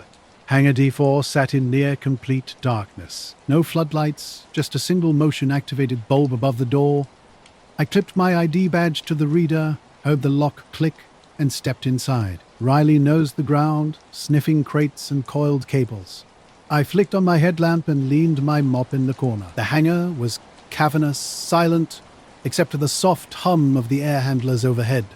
I started at the far end, using the pressure washer to rinse oil stains from the concrete floor. Riley followed, paws slapping wet patches. The water pooled around a stack of wooden pallets, then drained into floor grates. Up close, the walls looked like they'd been sprayed yesterday. 2 nights later, I was on patrol in the guard tower when the floodlights cut out across the yard. The sky was a clean slate, stars pin pricks above. The comms radio yapped static, then stayed silent. I flicked my torch outside. There, along the fence, I saw shadow shapes moving against the brush, tall and rigid, slipping between the light and the darkness. They looked like soldiers, but too tall, too straight. No movement except they flowed along the fence line like smoke on the breeze. I banged on the glass. Roscoe woke with a start, barking at the dark. The shapes froze where they were and vanished all at once, like slapped water. The floodlights clicked back on. The world returned to normal. I radioed Central. False alarm must have been wildlife, but my voice cracked. By then, I was finished. I went home, keys dangling, Roscoe at my heels. My roommate Mel said she dreamed again last night. "Ah, eyes," she whispered. "White eyes in the dark." Roscoe padded by her door, nose low, ears pinned. Now I try to forget what happened, but I keep my flashlight by the bed, and Roscoe follows me whenever I get up for water. Sometimes I swear I feel the hum behind the walls of the house, and those eyes at the window glowing faint white until I blink, and they're gone. Fresh paint covered the walls, unmarred by scuffs. Empty flight cases and a single rolling ladder were the only things stored in the space. While climbing the ladder to wipe overhead pipes, a low rhythmic vibration caught my attention, almost like a distant pulse. I froze, hand gripping the ladder rail. Riley, standing below, went rigid with ears perked.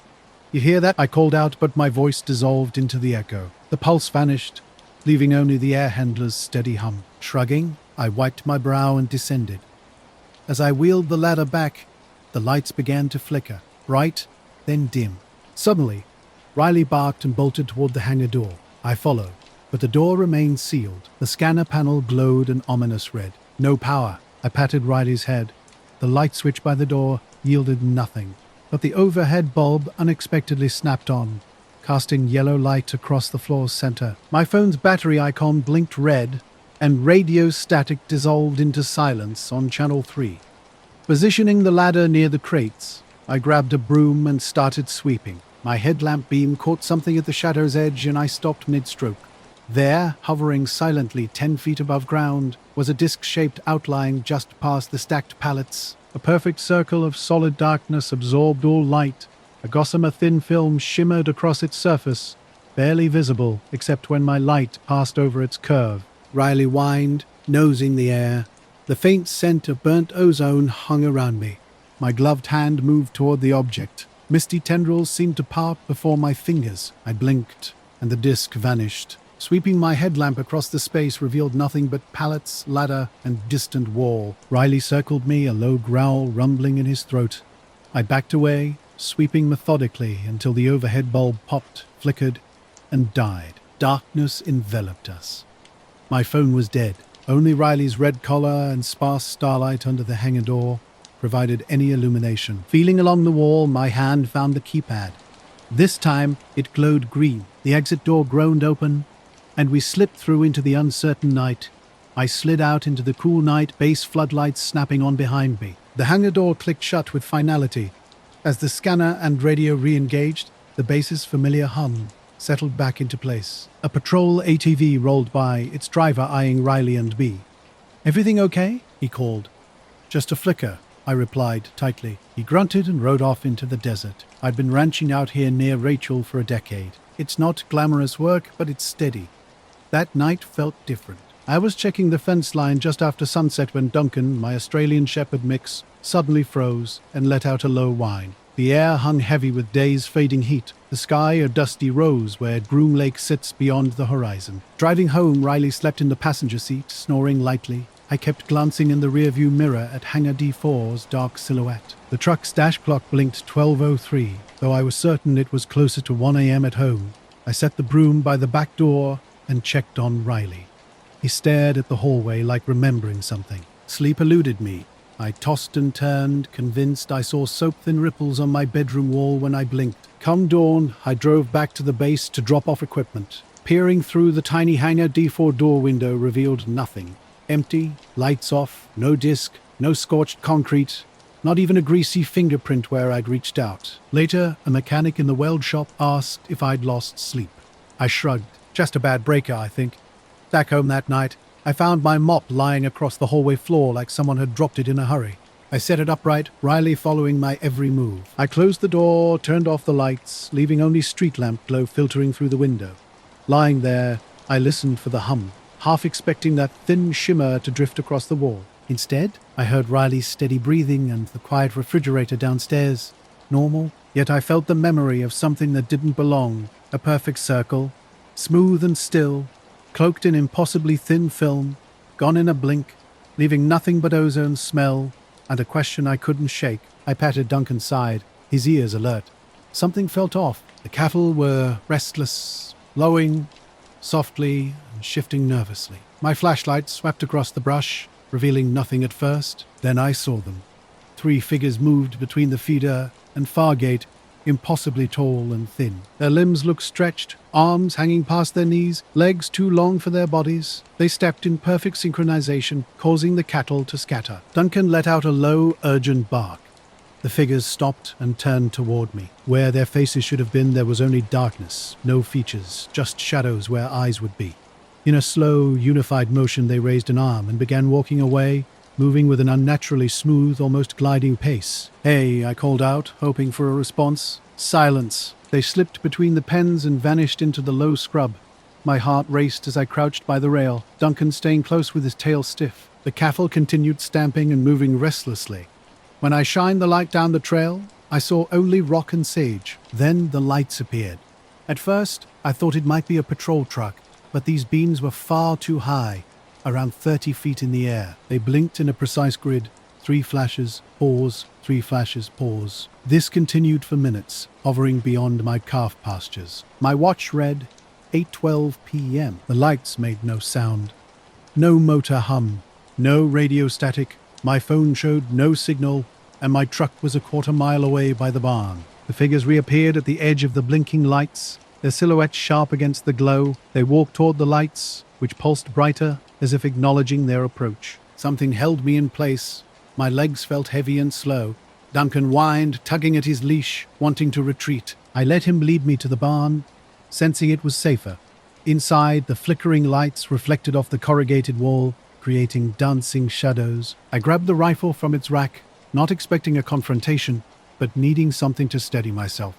Hugging it close, I cracked the sliding door open and peered out. I pulled the door closed and latched it. Duncan leaned against my leg, his eyes fixed on the door. My lantern flickered in the darkness. 20 minutes passed before I dared step outside again. The horizon had changed completely. Where blinking lights and tall, strange figures had been moments before, now only moonlight stretched across an empty desert. The cattle grazed peacefully as if nothing unusual had occurred. Under pale moonlight, I walked the ranch perimeter. My beam searched every corner methodically. No signs of people, no vehicles, just rocks and shrubs. Only Duncan and I moved across the landscape. Sweat soaked through my shirt by the time I returned inside. I sat on a hay bale and called my neighbor. The line went straight to... My message was brief and urgent. "Hey, saw something. Better drop by." That night, I lay in my bunk with Duncan on the floor. The ranch fans spun steadily while moonlight traced a stripe across the floor. My thoughts kept returning to those figures, their limbs too long, faces too dark, those blinking lights marking something like a door in the sky. Morning arrived slowly. Under a pale sun, I fed cattle and checked fences. My mind kept drifting westward to that cluster of still shrubs where the shapes had vanished. My neighbor arrived on his ATV, coffee in hand. When I described what I'd seen, he dismissed it. "Firelight reflections," he said. "Or a crop sprayer with a broken nave light." I nodded, unconvinced. Later, I drove beyond the ranch boundary. The service road curved past empty desert fence posts. Back home, I lashed Duncan and walked to the cattle pens. The herd watched us, chewing slowly. A click of my tongue scattered them. Leaning on the rail, I breathed deeply.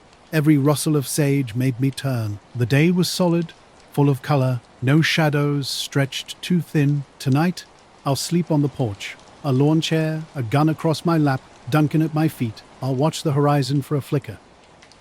Maybe tomorrow I'll find those mysterious prints in the dust, prints that start and simply stop. I was hauling freight from Reno to Phoenix through Nevada, a route that winds near the desert edges close to Area 51. The highway stretched out before me, familiar yet suddenly strange on this early June afternoon. Heat clung to my truck's cab as the sun dipped low, casting long shadows across rocky formations.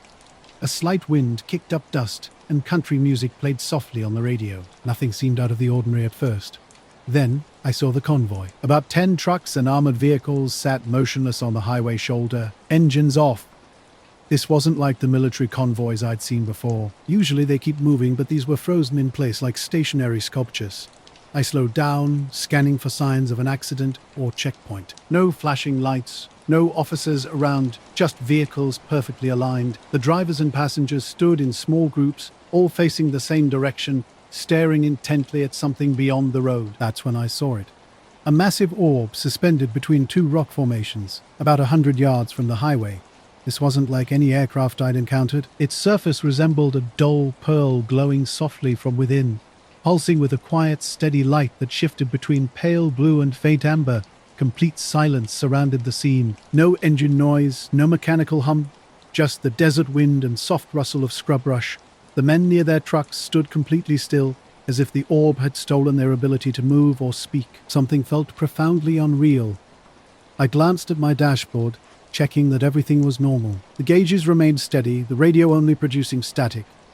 Keeping my distance, I rolled down the window, trying to understand what I was witnessing. A strange sound came from the orb, hanging there between the trucks. Nothing about the scene made sense. No other vehicles on the highway.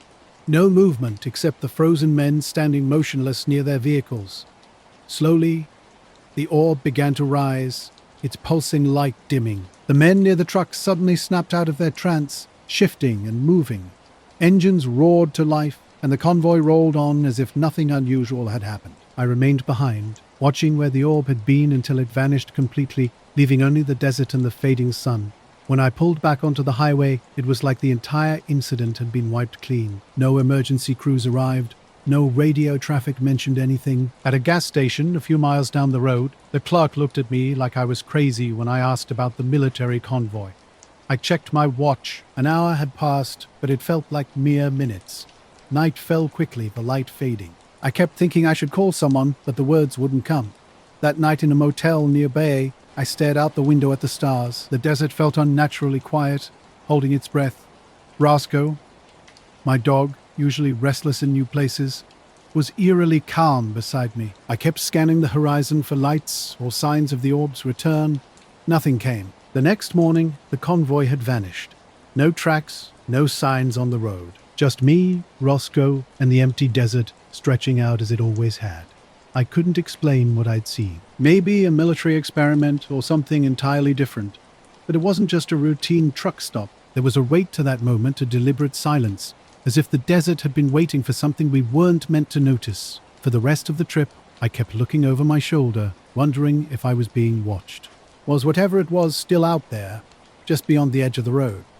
I hadn't planned on camping near Area 51's perimeter. I wasn't some thrill seeker or conspiracy theorist. I just wanted to get away from everything for a couple of nights. No phone, no internet, just me and my dog Scout. I'd been out to the Nevada desert a few times, but never this close to the fence. Late September meant cooler nights, though the air remained dry and crisp. The gravel service road bordered the boundary, and I found a flat patch of sand with some scrub brush, just about 100 feet from the chain-link fence. It was perfect for my small tent. Scout seemed nervous at first, but calmed down once I started the fire. The night was typical desert quiet, distant highway sounds and occasional desert creature chirps. I kept the flames low, avoiding unnecessary attention. About 30 yards away, watchtowers loomed, their bright floodlights sweeping slowly across the landscape. Around midnight, something odd happened. The floodlights suddenly dimmed and then switched off completely as if a massive switch had been flipped. Darkness consumed the entire area. No sounds except the gentle breeze and Scout's soft breathing broke the silence. Then, a strange light emerged from deep within the base, beyond the fence and dark towers. Faint rhythmic pulses appeared, a soft bluish-white glow that blinked in a deliberate, steady pattern. This wasn't like typical floodlights or vehicle headlights. Something about it felt intentional. Scout's ears perked up, and he let out a low growl toward the fence.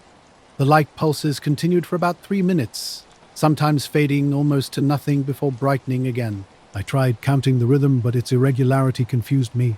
Just as I was reaching for my phone, the power abruptly restored. Floodlights blazed back to life, harsh and wide, but when I looked toward the source of those mysterious pulses, everything was eerily quiet. No guards patrolled, no vehicles idled, no machine hums filled the air.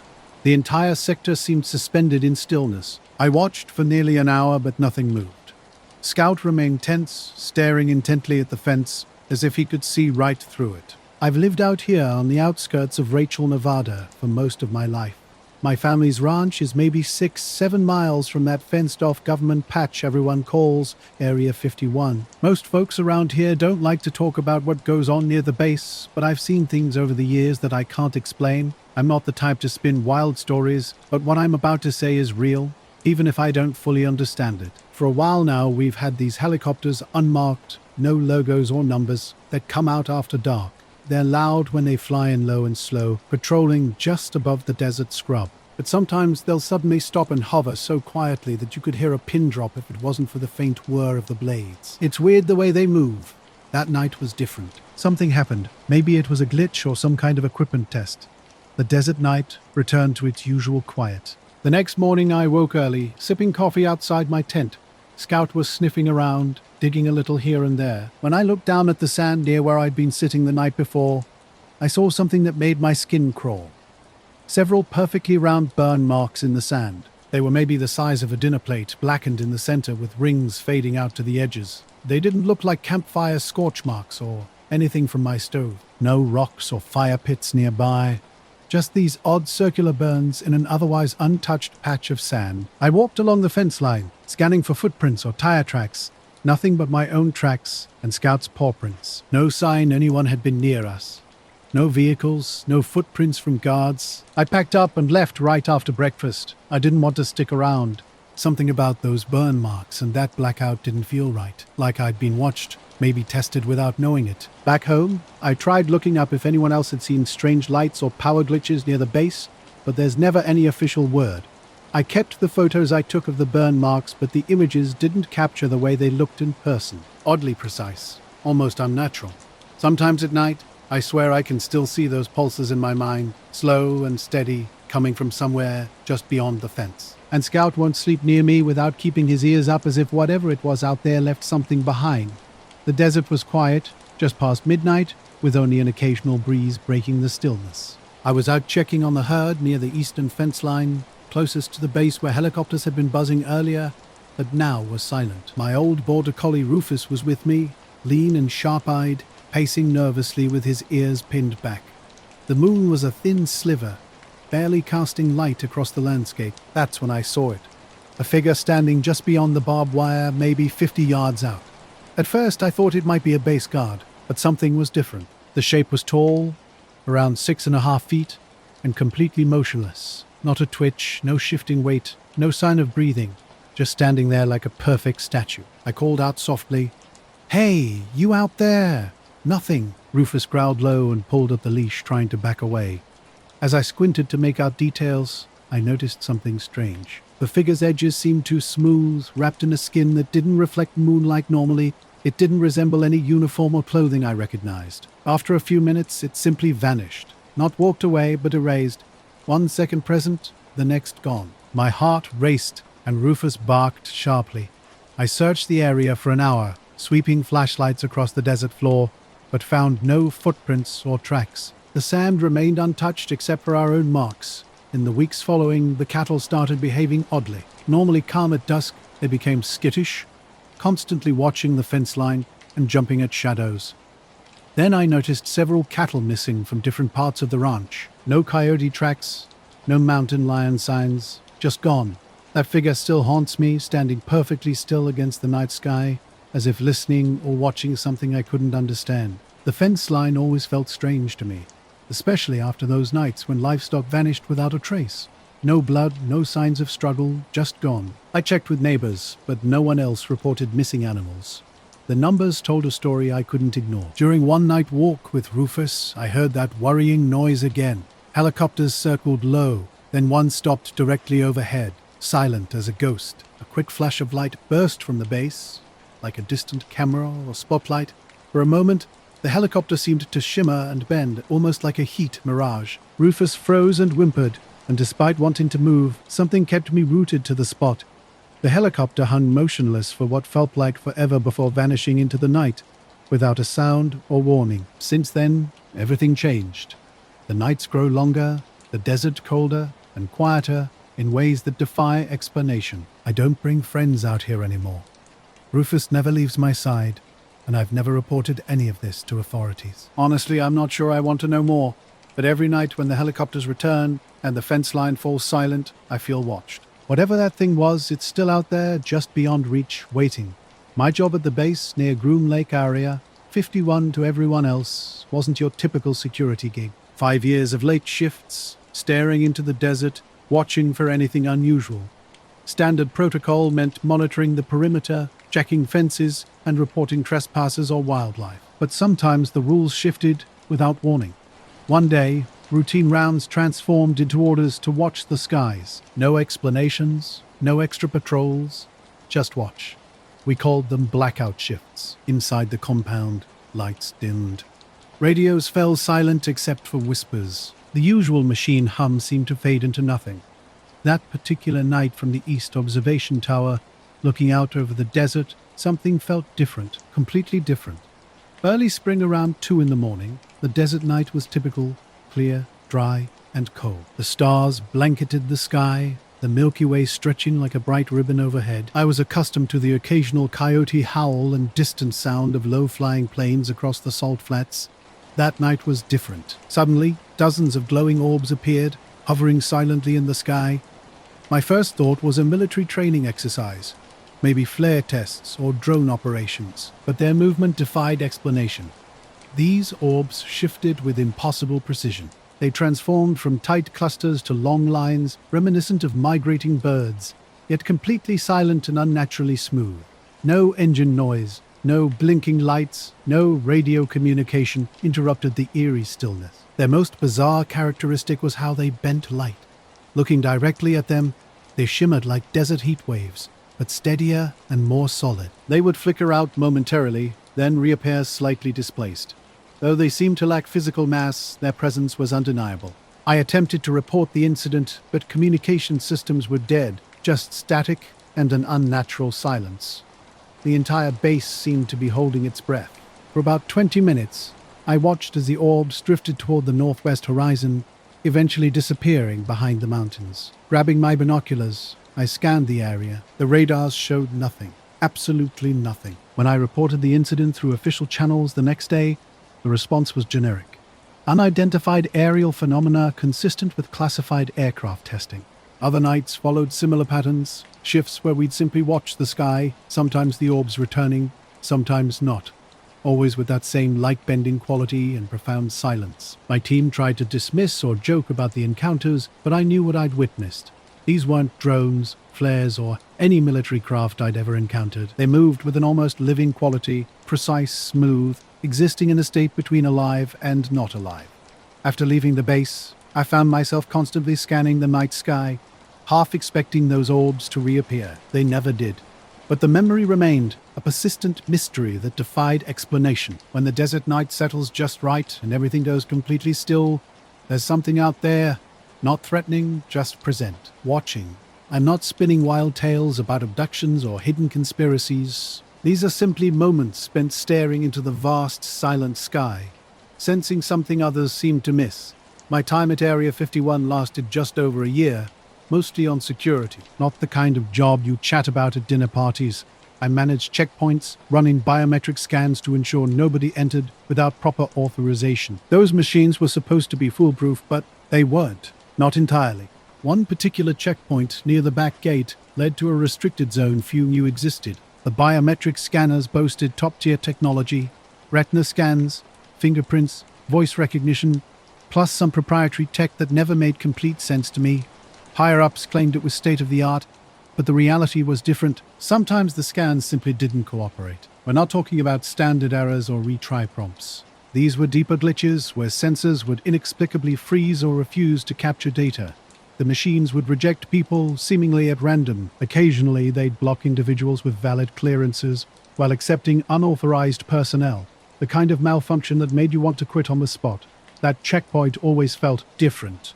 Not in some supernatural ghost story way, but genuinely strange. Cameras would capture odd shadows and sensors would detect unexplained electromagnetic interference. We were instructed to report these incidents without speculation. One particularly quiet night, with most personnel off duty, I was working a late shift. The desert was hushed, the moon low, casting pale light across the tarmac.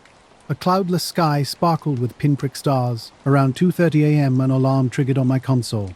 A biometric scan had cleared someone at the back gate, except this person didn't exist in our system. No clearance, no ID, no record. As the screen showed a figure approaching the scanner, I realized this was no ordinary glitch. The gate opened after the scanners accepted the person. Something felt off immediately. The camera feed showed a figure moving with an eerie smoothness, almost gliding through the checkpoint. But the strangest part was the face, or rather, the complete absence of one. It wasn't blurry or out of focus. The cameras showed a perfect outline of a head and shoulders with absolutely no features. No eyes, no nose, no mouth, just a blank space where a face should be. I tried everything. Zooming in, checking multiple camera angles, scanning adjacent feeds, nothing. It was like this person had simply materialized for the scan and then vanished. The system logs were equally bizarre. No ID number, no access permissions. Whoever this was, they didn't exist in any database. At first, I thought it might be a technical glitch, maybe a corrupted data stream or a camera malfunction. But then the backgate checkpoint's camera feed went completely static for about 10 seconds before rebooting. When the screens came back, the figure was gone. No trace remained. My radio crackled with static when I tried to report it. Outside, the desert generators hummed in the distance. I swept my flashlight across the area. No footprints, no disturbed dust, nothing unusual. When I asked about the incident the next day, everyone acted like it never happened. The footage had vanished from the archives. In the weeks that followed, the biometric scanners at the back gate started behaving strangely. They'd randomly reject authorized personnel or lock up entirely. The higher-ups began quietly rerouting traffic away from that checkpoint as if trying to erase the entire incident. I didn't stick around much longer after that. Something about the whole experience left me deeply unsettled. This wasn't a normal technical malfunction. It was something else entirely, something I couldn't quite explain. The memory lingered, tucked away in the back of my mind. A persistent mystery that defied all logical explanation. Sometimes you discover things about your surroundings that defy explanation, leaving you with more questions than answers. The Nevada desert wasn't somewhere I planned to get close to Area 51. It just happened, a mix of bad luck and wandering curiosity. I was camping out with my dog Rusty, a scrappy little mutt who always seems like he's trying to communicate through his weird bark. We'd been out there for a few days, hoping to escape everything. Late summer evening was settling in with a clear sky slowly darkening. I was hiking along a rough trail near the Groom Lake area's edges. No official markers showed the boundary, just distant giant fences. But I figured walking the outskirts wouldn't cause trouble. I'd seen online videos of people getting close to the secret base and wanted to see what all the fuss was about. Rusty was sniffing around while I wandered, not paying much attention. Suddenly, an odd feeling crept over me, like someone was watching. The desert remained silent except for wind rustling through sparse brush. Then, without any warning sound, a black pickup appeared on the dirt road just feet away. I swear no engine or tire noise preceded its arrival. It was as if the vehicle materialized from nowhere. The driver's window slid down slowly. When I looked up, the driver wasn't ordinary. His eyes caught the dim light differently. They glowed with a subtle, pale radiance. Not a reflection, but an internal light that was just bright enough to be unsettling. He stared directly at me, seemingly looking through me, reading everything about my presence. Rusty started growling low, hackles raised, but the driver remained completely unfazed. After what felt like an eternity but was probably mere seconds, the window rolled back up. The truck vanished silently down the dirt path, disappearing into the night without headlights or sound. The desert returned to its previous quiet, punctuated only by Rusty's breathing and distant cicada hums. I didn't wait around to see if they might return. I rushed back to my campsite, constantly checking over my shoulder, knowing something unexplainable had just happened. Here's the rewritten text. I spent a few years working deep in Area 51, not as a pilot or guard, but down in maintenance. Most people imagine the base is just runways and hangars, but there's an entire underground world nobody discusses. These maintenance tunnels were unlike anything you'd expect. The tunnels were strange from the start. They weren't just utility passages for pipes and cables. The walls weren't standard concrete, but impossibly smooth surfaces covered in bizarre geometric symbols. Lines, triangles, and circles arranged in patterns that defied logic. What made them truly unsettling was how they glowed, a soft, pulsing blue light that barely illuminated the space. My job was simple: clean these mysterious corridors. Just me, a mop, a bucket, and a flashlight. The air always felt unnaturally cold and dry, even when temperatures up. When I asked about the symbols once, supervisors would shut down the conversation immediately. We were explicitly told not to discuss what we saw. Most shifts passed quietly, just the ventilation system's steady hum and my mop's rhythmic scraping. But occasionally, something else would happen. Movement in my peripheral vision, shadows that didn't match my own. I'd turn quickly, but nothing would be there. Just a fleeting glimpse of something shifting out of sight. One time I could have sworn I saw a tall, thin figure pause behind a corner before vanishing completely. These experiences left me unsettled, convinced something unusual inhabited those tunnels. This wasn't my only strange encounter. Another night, driving home, I noticed a figure by the roadside. Something about the way this person moved seemed off. Their eyes had an unnatural glow. When I told friends, they dismissed it as a trick of light or someone wearing strange contacts. My dog Rusty seemed to sense something too. Since that night, he's been jumpy, especially in open spaces after dark. I'm not sure what I encountered, but one thing was certain. During that moment, I definitely wasn't in control. When I first noticed it, I told Jonas, another maintenance guy. He said he'd noticed something too, but nobody wanted to admit what was going on. Something about staff from higher up, or maybe something else entirely. We never joked about it. There was something down there that wasn't meant to be seen. One night during a late shift, the base was mostly empty. The tunnels were darker than usual because some auxiliary lights were down for maintenance. I was near one of the deeper sections where the walls narrowed and the symbols glowed more intensely. Leaning against the wall during a break, I heard it. A faint scratching or tapping from the shadows ahead. I called out, no response. My flashlight beam bounced off the walls, revealing nothing. The scratching stopped, then resumed, softer this time, like something was moving behind the wall. Just as I was about to leave, the tunnel light flickered and died completely. Darkness enveloped me, with only the faint symbol glow providing any light. My flashlight clattered to the ground. The noise ceased instantly, replaced by an oppressive silence. Trying to stay calm, I reached for my phone. Dead. No signal, not that it mattered down there. After what seemed like an eternity, the tunnel lights clicked back on. I was alone. No trace of whatever had made the noise. I left early that night. My boss dismissed the power outage as a routine glitch, but something felt off. When I tried checking the security footage, every video from that night had vanished, not corrupted, completely gone, like someone or something had deliberately deleted them. After a few more incidents like this, I quit. The shadows, the symbols, the silent watchers, it wasn't for me. I never told anyone else, knowing how crazy it would sound. But those tunnels were real, and whatever was moving in the dark, I'm not convinced it was human. I never planned to get close to Area 51. It was more accidental, just dumb curiosity and bad timing. I'd been camping in the Nevada desert for a few days, trying to escape everything. My dog Rusty was with me, a scrappy little mutt with endless energy and a bark that always sounded like he was attempting something unusual. I was hiking along a rough trail near the edges of Groom Lake, where giant fences loomed in the distance. The late summer evening was settling in, with a clear sky gradually darkening. My dog Rusty was wandering nearby, sniffing around, while I explored the outskirts of this secret base I'd heard so much about. Suddenly, a strange feeling washed over me. Like someone was watching, the desert was silent, except for the wind rustling through sparse brush. Without any warning, an unmarked black pickup appeared on the dirt road just feet away.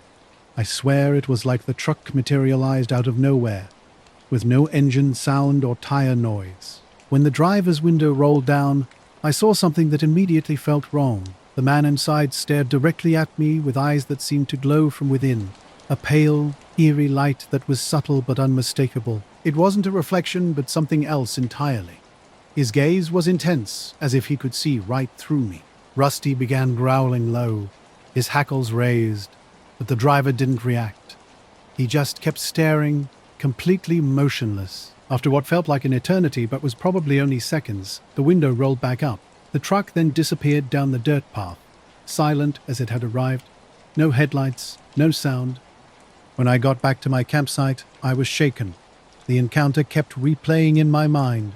I couldn't shake the feeling that I might have been watched for hours, maybe even days before that moment. Later, when I told friends about the incident, they dismissed it as a trick of light or someone wearing strange contact lenses. But I knew what I'd seen wasn't normal. The way the man moved, the unnatural silence, those glowing eyes, nothing about the encounter made sense. Something was definitely off, and I couldn't explain it away, no matter how much I wanted to. Night shifts mess with your head, especially when strange things start happening. Ever since that night, Rust has been on edge, jumpy around open spaces and after dark. I can't say for certain what exactly occurred, but I know one thing. I wasn't in control. The breakfast shift was winding down when the tray clattered behind me. I turned and watched it slide back onto the counter, perfectly clean and gleaming, as if someone had silently nudged it into place. This was the staff tray for the West Wall section, loaded with untouched burritos, fruit, and coffee. I called out. Change of mind, silence, answered me. No shuffling, no response. The air carried a faint metallic scent, like the taste of a coin. I brushed it off as a quirk and went back to refilling the scrambled eggs. Over the next week, the same thing happened 4 more times. Trays returned pristine, that cold metallic smell always lingering. Some days I could convince myself I'd imagined the whole thing. But then there was the table. While wiping down the long cafeteria table by the massive windows overlooking Groom Lake, I spotted something weird. 3 dark hand-shaped scorch marks pressed into the formica surface, each about the size of a grown man's palm. No burns on the floor or ceiling, just these marks on the smooth tabletop. My heart raced. I radioed maintenance. They arrived, poked around, and shrugged it off. Chemical spill, they said, waving a green lighting gadget. I watched them log it as a cleaning issue, completely ignoring the handprints. By evening, a supervisor had them wiped clean and repainted so quickly I couldn't even note the paint color. Something shifted after that. The kitchen became eerily quiet. Chef Tony, who always hummed opera while cooking, fell silent. Lynn, the dishwasher, started looking over her shoulder when taking out trash. Mara, the new sous chef, kept staring at the door like she expected someone to burst in. The next day, hushed whispers echoed from the pantry. Rapid, urgent talking. I cracked the door, expecting to catch someone mid-conversation.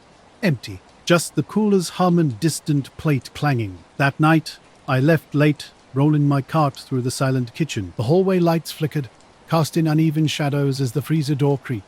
My flashlight beam cut through the darkness, and I tried to laugh, muttering to myself, "Greg, you're still jumping at shadows."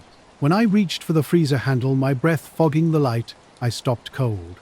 2 small handprints, like a child's palms, were pressed into the vinyl tile floor. Unlike the surrounding area, there were no scorch marks on the fridge or melted linoleum.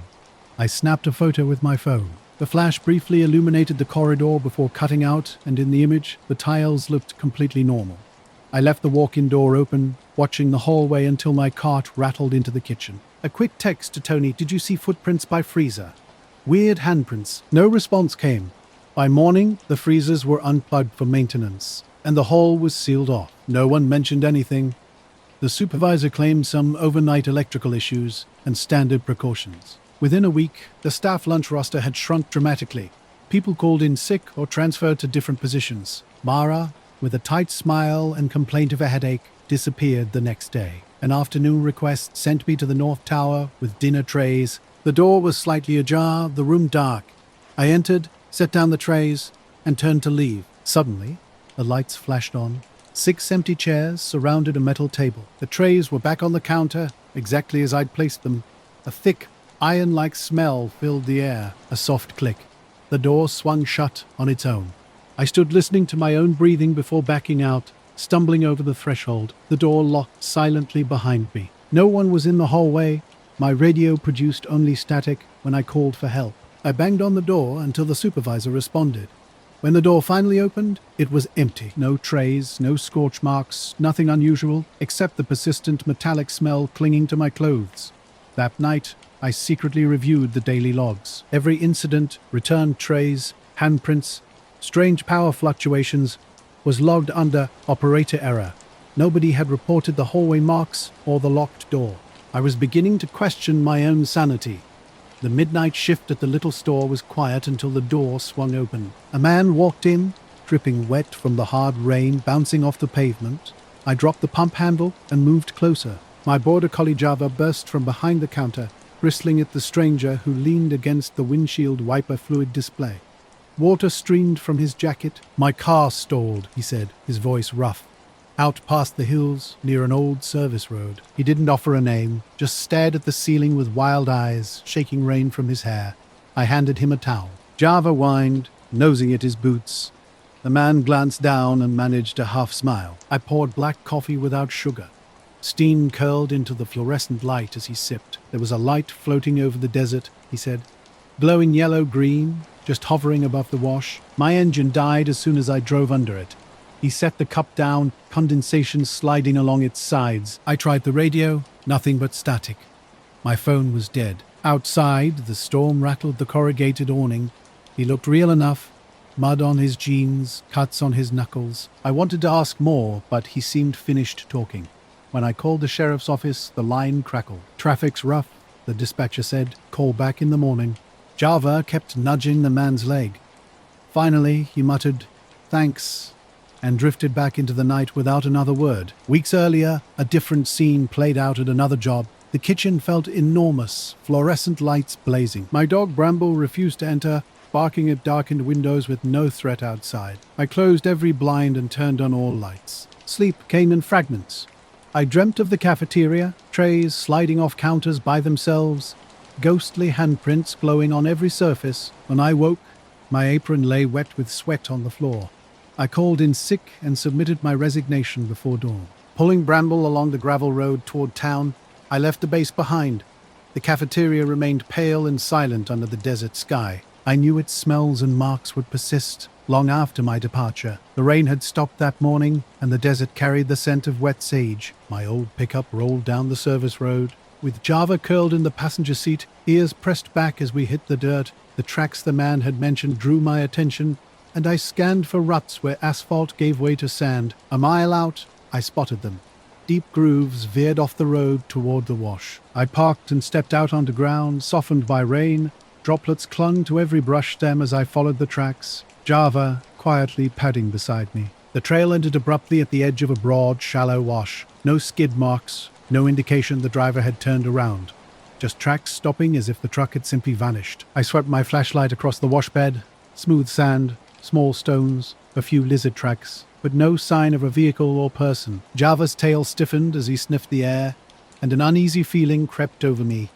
Stepping back toward the truck, I noticed the horizon where ridges dipped. For a moment, I thought I saw a flicker of movement just above the far hill, like a reflection of something curved. But when I blinked, it was gone.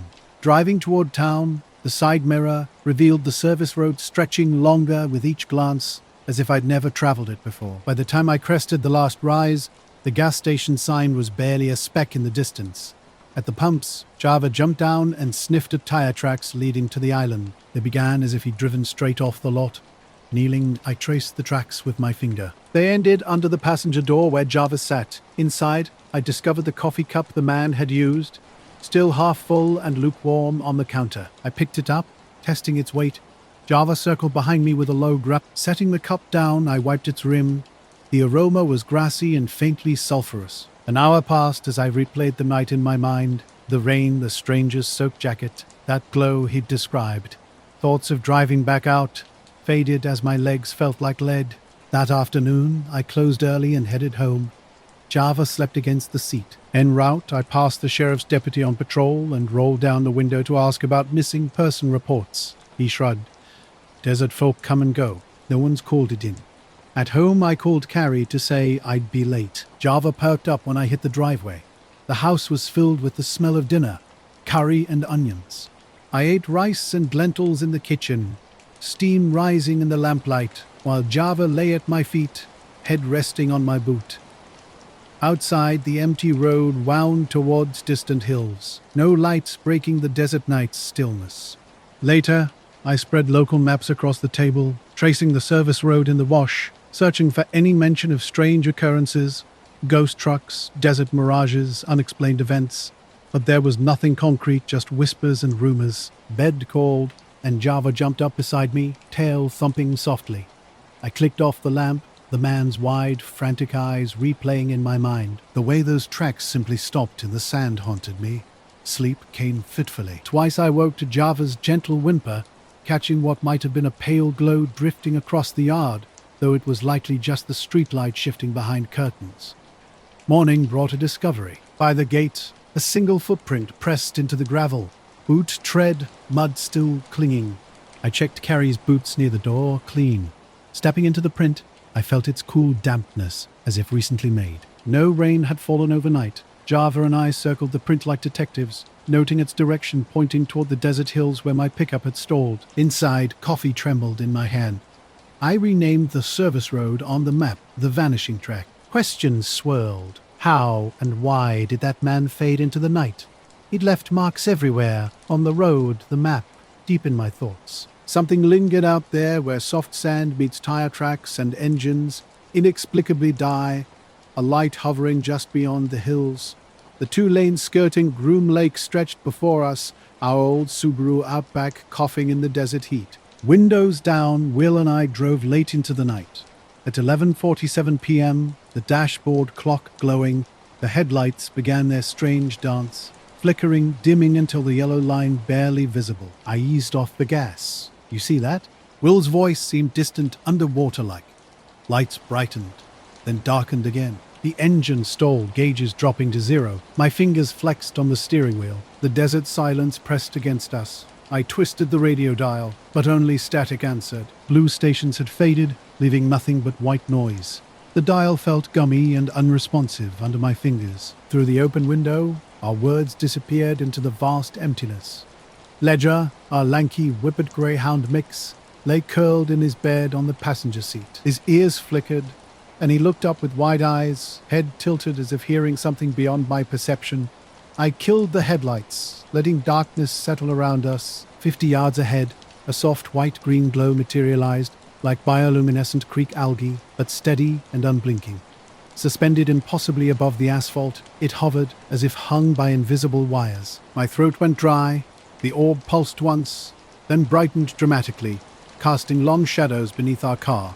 Ledger stood, hackles raised, releasing a low whine. I unbuckled my seatbelt and stood in the open driver's door. The orb dipped slightly, acknowledging my presence. A vibration rippled through the air, just under my skin. This wasn't sound, but a deep thrumming that made my teeth buzz. Crouching to Ledger's level, I tried to pat his head, but his fur bristled beneath my touch. Behind me, Will's phone flashlight trembled, painting dust motes in its beam. The orb glided closer without wind or disturbance. We remained motionless, like prey caught in an invisible trap. Escape seemed impossible. My legs wouldn't respond, despite wanting to slam the door and speed away. The orb halted just beyond the car's grille, bright enough to blind a few directly. Then it began moving sideways, tracing the road's curve. Will gunned the engine. It roared to life, rattling the doors. I shifted into drive, tires spinning on the gravel shoulder. Headlights blazed fully as we pulled onto the pavement. The orb maintained its position, floating over desert scrub, always 10 feet from our vehicle. At a steady 40 miles per hour, it never varied its distance. Will gripped the wheel and gear shift, eyes wide. Ledger pressed flat against the seat. Intermittently, the radio flickered with distant AM talk shows before dissolving back into static. We drove in silence along the highway, mesa walls rising around us. An orb passed beneath a rocky outcrop, curving with our path. The air carried a faint scent of ozone and dust, reminiscent of after a thunderstorm, though no rain had fallen in weeks. I held my phone out the window, letting the orb's glow wash over the screen. In that moment, I caught a glimpse of its underside, smooth and seamless, without a single panel or seam. It tilted slightly, catching faint starlight. For 5 miles, we wound through the desert landscape of scrub and bluffs. The orb remained silent and still, its light pulsing once every second like a slow metronome. Then, on a straightaway, it began to rise, not with a streak or roar, but slowly and deliberately. We watched as it climbed above the mesa rim, becoming a pale dot against the starfield before shooting straight up, fading into nothing. The night returned to normal. Headlights cut through the empty desert. The car fell silent, engine droning, radio dead. Dial stuck. I flicked the overhead light on and off. It blinked once, then stayed dark. We coasted to a stop past a cattle guard, its bars clinking under our tires. Will killed the engine. I released my grip on the wheel. Ledger bounded from the seat, shaking as if he'd just run a marathon. When I opened the door, the desert was absolutely still. Not a breeze stirred, a waning moon hung above the mesa, and the highway stretched empty in both directions. We climbed back in and clicked off the headlights. Will coaxed Ledger onto the back seat. I slipped the car into gear and pulled onto the road, driving away without a word. Near Rachel's lights, the car ran normally again. Radio on, headlights working, everything seemed fine, but I could swear Ledger avoided the rearview mirror. And now, whenever I drive that stretch, I find myself glancing up, half expecting a pale glow drifting silently beside me through the desert night. Our mining trail adventure began with a sudden phone chirp. Device alert, GPS signal lost. I looked at my companions. Mia muttered under her breath, tapping her wrist unit. Zach pulled out his tablet. All 3 screens blinked. No signal. The route cut straight through the fenced-off Area 51 boundary. I dismissed the interruption, assuming the canyon walls were interfering with reception. The sun was sinking behind the peaks. Twilight had settled over the salt flats, casting a pale moonlight as we spread our packs on a flat rock. The bright lunar sliver rose behind the mesa, and we passed around water and granola bars. Bramble wagged her tail, nosing our leftovers while I checked my watch. 8:37 p.m. Our hike had started with Bramble trotting ahead, a lean border collie mix sniffing every rock and shrub. We'd been joking about accidentally sneaking into the base, the trail narrowing at a hairpin turn where a lone juniper clung to the cliffside. The wind rattled dead branches overhead, and my phone showed no GPS signal. Something caught Zach's attention on the map. A strange white line cut straight across the desert core, like someone had drawn it freehand. No trail, no roads. Mia tapped her hiking pole nervously, noting her batteries were full. We tried to shrug it off, but unease crept in. Suddenly the GPS apps flickered, shifting to an alternate route screen. The white line now cut diagonally across the fenced-off area. Mia shivered. She'd gone off her medication for the trip, and anxiety was running high. Then we felt it, a deep, rolling vibration beneath our feet. Stronger than a distant truck, it seemed to move us side to side. Zach's knuckles were white on the tablet. "Did you feel that?" I whispered. He nodded. "But there's no road out there." Bramble dropped from the ledge, hackles raised, a low whine catching in her throat. As quickly as it started, the vibration stopped. The desert went silent. Zach stood. "Let's head back." We gathered our gear, flashlights sweeping the path. I felt oddly deflated, as if someone had stolen my breath. Bramble stayed close to my side. Halfway down, moonlight broke through a thin cloud layer. That's when I saw it. Just a flicker, a shadow shifting at the tree line maybe 30 yards off the trail. A silhouette so vague it could have been a trick of moonlight, but 2 points distinctly visible. Eyes low to the ground, unblinking, it glowed green. I froze. My mouth went dry. Mia grabbed my arm. Jake. The silhouette snapped backward into darkness before I could respond. My flashlight beam swept across the spot. Empty desert, just sagebrush swaying in the breeze. Our phones buzzed simultaneously. The trail map had changed, stripped of its previous markers. The fence line and base boundary vanished, as if they'd never existed. Zach exhaled sharply. This is nuts. We moved carefully through the gloom, flashlights cutting sharp arcs. Something seemed to scuff behind me with each step. A dragging toe, a soft stone brush. Bramble would bark once, then fall silent, tail lowered. At the switchback, strange footprints emerged. Slight depressions in the dirt, larger than our boots, but no deeper than animal tracks. No claw marks, no displaced soil, just oval shapes pointing up the mountain, ending abruptly at the switchback's edge. Mia inspected them closely. They simply disappeared. Shining my light into the wash below revealed only tumbleweeds and an ancient mortar stone from old silver mining days. The prints didn't lead to the trail crest. Instead, they pointed into the darkness behind us. Mia swallowed. Okay, let's go. Our pace quickened. Boots crunched loose rock. Bramble ran ahead, then paused, head tilted, ears twitching. I kept my voice calm. We're almost there. A mile later, we crested the final ridge. The wash road stretched before us, moonlight turning asphalt into a silver ribbon. We relaxed slightly. Another phone buzz. The map now showed 2 routes, the wash road, and a thin white line cutting through the desert toward the base gate. Are you kidding me? I hurled the phone into the dirt. We didn't stop. Bramble raced ahead, barking once at the cars. My hands shook while fumbling for keys. The engine sputtered, then roared. Gravel crunched under tires. Light beams swept the desert. A quick glance in the rearview mirror revealed only darkness, an empty roadway, dust rising behind our taillights. I downloaded the trail data back at home. The GPS tracks showed clean paths without any glitches or impossible shortcuts. Each track followed the official trail with just one consistent elevation bump every half mile. As I prepared to delete the event from my log, I noticed one final track entry. It was timestamped at 8:45 p.m., with coordinates deep inside the base perimeter, exactly where those glowing eyes had flickered moments before. I highlighted the row and pressed delete. Suddenly, my computer beeped and shut down. My phone died simultaneously. Through my window, a low, distant hum emerged like sand, shifting beneath steel before the night swallowed it, lasting just a moment. The radar bunker felt silent during my graveyard shift. It was 3 a.m., and the desert outside remained cold and still. My German shepherd, Hoshi, was curled under the console, having insisted on joining me that night. I'd left a tilted chair for her to slide under and rest.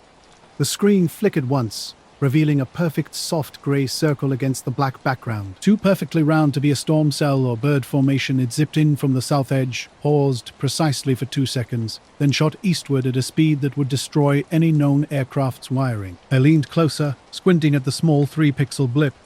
Control, we've got an unidentified blip.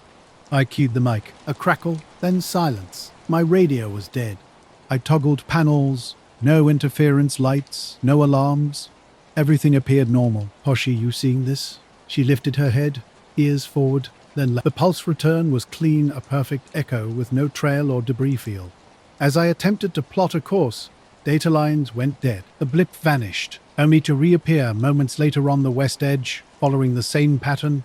Over the next hour, I tracked 6 more identical circles, each darting in, pausing, then racing off. No altitude data, no radar signature beyond that single dot. My heartbeat sank low and heavy in my chest. At 4 a.m., the supervisor's voice crackled over the intercom. Tech Larkin, step into my office, now. I closed the feed and walked down the corridor, Hoshi padding at my heels. All lights were dimmed for energy savings, though we'd never had a reason to conserve. The darkness settled around me in the quiet bunker, my footsteps and Hoshi's nails echoing on the metal grate. Colonel Reeves' office door stood ajar. He sat behind his desk, hands folded, staring directly at me. Report only what the instruments show, he said. Never trust what your eyes tell you. Understand? My mouth went dry. Sir, the instruments showed exactly what I saw. He leaned forward. When the instruments fail to show something, do not mention it. Understood? I nodded. He tapped a folder. Log it as false returns.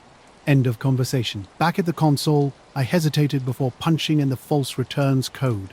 Hoshi whined, and I scratched her head. Weeks passed, and strange things kept happening. Circle blips appeared at 2 a.m. or 5 a.m. I logged them all under false returns. My cortex seemed suspicious. Whispers about ghost radar circulated, but no one asked for details. One night, Hoshi became restless. She paced, ears up, a low growl rumbling in her throat. The bunker's hum sounded hollow, like a drumless echo. The screen flickered, and a circle appeared. This time, it didn't vanish. For almost 5 minutes, it hovered silently at the center of the display. As I reached to key the mic, the radio crackled to life. Static gave way to a synthetic voice. Object confirmed. The echo made Hoshi stiffen, hackles raised. I jumped, but the screen went dark before I could respond. I slammed keys, and all panels powered down. Emergency lights bathed the bunker in red. Hoshi barked sharply. "What the hell?" I whispered. 15 minutes later, the tech crew arrived. All systems were online. Logs showed no anomalies, no power glitches. Every console reading appeared normal. The circle was absent from the... They found me under the console, Hoshi nudging my hand. The crew chief asked if I was okay. I forced a laugh. Just a power hiccup. He frowned, but waved me off. Get some sleep, Larkin. I went home early. Hoshi slept at my feet while I stared out the living room window at the desert. The sun blazed too brightly. I waited for shadows to move. On the next shift, I caught it again. One perfect circle, moving faster and farther. I felt sick. Hoshi refused to enter the bunker, pressing against the door and whining. My supervisor called me in again, and the routine felt familiar. With a dismissive tone, he instructed me to classify the incident as static. He spoke of planes he'd seen in the air that didn't register on radar, claiming he'd reported them as aircraft. "You're not aircraft tech," he reminded me. So mark it down. Walking back to my station, my mind felt numb. Hoshi followed, her demeanor cautious. I logged the circle as static, my movements mechanical. On my drive home, the highway stretched past the base perimeter, and the wind whistled through my open window. I scanned the mesa's empty sky, noting the absence of circles in daylight. That night, I set my alarm for 2 a.m. When it rang, Hoshi stirred beside me. I peered out the window. Stars shone brightly, with no movement. Returning to bed, I felt Hoshi curl up against my leg. The next day's log revealed 3 more circles, perfect rounds with silent returns darting in and out. Tracing them on a printout, I noticed a pattern. Each started near the distant mesa, paused near our bunker's location, then raced away. My hands trembled as I completed the report. Hoshi paced the living room, her eyes fixed on the window, as if anticipating something's appearance. Now my gaze constantly drifts to the skies more than my screens. I can't help but wonder if those circles are out there, tracing invisible paths, waiting to reveal themselves once more. Hoshi sits by the door, ears alert, ready to warn me of their potential return. These mysterious circles consume my thoughts. A persistent puzzle that refuses to be dismissed as mere static. The bay looked eerily different. Its edges were too sharp, its shadows too crisp. Outside, the desert grasses hung motionless, not a hint of wind. My heartbeat slowed as I stared into the empty lot through the window. Something moved. An angular shape, barely shoulder height, slipped past the far side of the bay. Its edges were unnaturally precise, cutting through light so smoothly it bent the beam, leaving a curved shadow that vanished around the corner. I blinked, and it was gone. Pippa's single bark broke the silence. She bolted to my side, tail rigid. As I backed away from the glass, I reached for my phone, but the screen remained black. My walkie was my next hope. Maintenance here. I tapped out. Systems silent, cold air. Something just moved outside. Seconds ticked by. Then static. No response. I checked the door. Locked from the inside, as always. Pulling my jacket tighter, I edged toward the exit with Pippa whining softly behind me. The hallway's fluorescent lights flickered 3 times before stabilizing. I closed my eyes, counting to 10. When I looked again, everything seemed normal. Maintenance schedules and safety posters lined the walls, but something felt deeply wrong. Pippa trembled, her hackles raised. I knelt and scratched her ears. "Let's get out of here," I whispered. We moved slowly down the corridor toward the main stairwell. Halfway there, I paused at the server room door. The usual drone of fans was absent. An unnatural silence hung in the air. I cracked the door open. Red and fat lights blinked across the server racks. Emergency LEDs cast a dull orange glow. In the black glass of the cabinets, my reflection stared back, wide-eyed, sweat-drenched. Then the door clicked shut behind me. I spun around. No breeze, just a soft metallic thunk. The handle wouldn't move. "Peeper?" I said quietly. She scratched frantically at the door. I kicked. Solid steel. My phone was dead. The walkie crackled. "Anyone?" A high-pitched whistle erupted, then silence. I rested my forehead against the cool metal. Trapped. Down the stairs, I checked my watch. 1:27 a.m., just 12 minutes after the mysterious hum had vanished. My phone buzzed on the stairwell landing with 2 missed calls from Sophia. When it rang again, I answered quickly. "Everything okay?" she asked. Her voice carried concern. "Yeah," I said, rubbing my neck. "Just some power issues. You sound weird." Sophia pressed. "You sure you're alone?" "I'm fine," I snapped, louder than intended. She sighed and told me to come home safe before hanging up. I carried Pippa through the main lobby, her steps clicking behind me.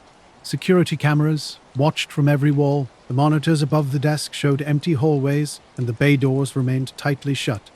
When I swiped my badge at the exit, nothing happened. I swiped faster, harder. Then a dark shape darted across one of the screens. I punched the release button, and the door clicked open. Pippa rushed out ahead of me, her nose to the ground. Outside, the moonless desert was silent. Clouds hung heavy in the sky. I walked the perimeter fence, searching for any sign of disturbance. Finding nothing, I loaded Pippa into the truck and sat with the door open, staring at the base entrance. Floodlights cut through the night, illuminating clouds until everything faded to gray. Pippa licked my cheek. I scratched her ear, and the engine roared to life. Without looking back, I drove away, headlights dancing across the empty highway. That night at home, sleep evaded me. I lay awake, listening for the hum. Pippa twitched at the foot of the bed, lost in her own dreams. My mind kept returning to that shapeless, angular form slipping past the window, bending light in impossible ways. Would I hear that humming again? Would I ever walk into that bay and feel the air vibrate beneath my skin? When the dull thump came against the tent's side, my watch read 2:13 a.m., though it felt much later. I unzipped the tent flap and stepped onto the coarse sand. The desert was cold, air holding that dry chill unique to this area past Groom Lake. My border collie ranger stood at the camp's edge, nose quivering at a rock face about 30 yards away. He let out a single sharp bark. I slung on my headlamp and followed him. Ranger poured a boulder and looked up at me. When I pointed the beam at the rocks, I saw it, the soft glow pulsing in time with what felt like my heartbeat. Crouching low, I watched the pale blue light reflecting off the stone striations, fading, then brightening again. Standing closer, my heart thumping, I noticed the pulses were steady, slow, rhythmic. I tapped my chest. It matched perfectly. My camera went to record, but the lens showed only static. I shook it, and the display blinked before going dark. After 5 blinks, the glow vanished. Rocks returned to darkness. Ranger wound around and nosed my boot. I checked my watch, 4:47 a.m., 2 hours and 34 minutes, seemed lost. Disoriented, I tried piecing together what happened. I remembered falling asleep around midnight after a quiet dinner, then waking here confused. My camp stove was still warm, a wisp of flame ghosting the grill. The water bottle sat half-filled exactly as I'd left it. Inside the tent, I pulled a memory card and loaded it into my laptop. Empty folders. No files from the night. Ranger settled nearby, ears flapped, watching me intently. I sat under the tent flap, shivering, my heart feeling too large for my chest. No odd sounds came to mind, just Ranger's bark and the distant hum I'd attributed to base generators. Now I wasn't so sure. Sunrise crept over the mesa rim. First light revealed something unexpected, fresh footprints in the sand. Mine and Ranger's were there, but another set, larger and deeper, led toward the restricted fence. I followed them a few yards. The prints ended abruptly at the barbed wire. No gate, no break. A wind gust stirred tumbleweeds. Trash swirled in their wake. Shaking, I packed up fast, unsettled by the morning's strange revelations. I loaded everything onto my pack frame, with Ranger perched on my shoulders for a better view. When I reached my truck, the dash clock blinked eerily, as if disconnected. I checked the headlights. They worked fine. The engine roared to life as I turned the key. Driving back along Desert Highway, I kept checking the rearview mirror. The base fence remained unchanged, towers evenly spaced, floodlights dormant in the daylight. No trucks, no movement. At Rachel's first gas station, my legs shook as I stopped. Ranger nudged the glass door while the clerk gave me a curious look when I asked to fill up. Early start, she said. I nodded, my voice constricted. Over coffee, I scrolled through the camera's menu. Battery at 70%, but no recordings. The date and time were correct, only the footage had vanished. I reviewed yesterday's still images, campfire, dinner plate, Ranger drinking water, no trace of the pulsing glow I remembered. That night, sleep eluded me. Every time I closed my eyes, a pale light flickered against my eyelids, counting out minutes that seemed to have slipped away. At dawn, Ranger's whine pulled me awake. I followed him to the window. The mesa looked unchanged, the desert breathing soft waves of heat. But something felt different, like I'd walked through a doorway I could never find again. I left the camera on the desk, lens caps sealed. Ranger lay by the door, ears twitching at each wind-rattled screen. Staring at the ceiling, I wondered if I'd blink and miss it again. Those mysterious pulses, the erased hours, the footprints that seemed to warp themselves to the base's edge and back. 10 minutes into my dusk patrol, it was just me, the old Cessna 172, and the faint engine drone when the ATC went dead silent. I keyed the mic on the Indian Springs tower frequency. Only static hissed back. The GPS backup showed signal lost. Suddenly, the radar scope flashed an unexpected blip, an unassigned code, 86820 Alpha, that wasn't on my flight plan. I tapped the identify button. Nothing responded. The speed read 2100 knots. I sat up straight, no jet engine roar, no sonic boom, just my prop wash. And it was headed directly toward Groom Lake at 25,000 feet. I was flying a routine mission, steady on course, when something caught my eye on the radar. The scope showed a blip keeping perfect formation just off my left wing tip, about 50 miles out. I called the tower on guard channel, but silence answered. The desert below glowed pink under the sinking sun, with mesas standing like silent guardians. My oil temperature crept up slightly, nothing alarming, but unusual for a short 20-minute flight. I angled the plane over the dry lake bed, scanning the sky. No contrails, no navigation lights, just clean, empty air. Finally, a clipped voice crackled through the radio. An officer warned me, do not identify the target. Maintain heading and altitude. I acknowledged, but my fingers tingled on the yoke, fighting the urge to bank. At 5,000 feet, the white salt flats gleamed beneath me. The horizon blazed orange as the sun dipped lower. Suddenly, the ghost plane on my scope flickered and vanished without warning. One moment it was there, the next my radar showed nothing but a blank screen. As I slowed and peered out, the sky was completely empty. No shape, no silhouette, no trace remained. I reached for the mic. Base, do you read? Only static answered. Turning back toward Indian Springs, I noticed something strange below. A row of unmarked military trucks rolled across the desert road, sealing off a stretch of highway. They laid down spikes and unloaded black-topped crates into shallow trenches. Searchlights cut through the dust, never looking up. My engine sputtered briefly, as if the very air had changed. Then power leveled off. I climbed back to 6,000 feet, watching the trucks shrink to brown dots in my wing mirror. Another radio call came, urgent and low. Clear the frequency. Then silence again. The runway lights were blazing when I finally landed, my blood still racing from the bizarre encounter. In the quiet of a secluded hangar, my heart raced as I questioned the mechanic about the highway barricade. His response was brief and cryptic. Base ops provided no explanation, only mentioning a scheduled shoring. I stepped out, feeling the desert breeze against my skin. My shadows stretched across the tarmac as I gazed northward toward Groom Lake.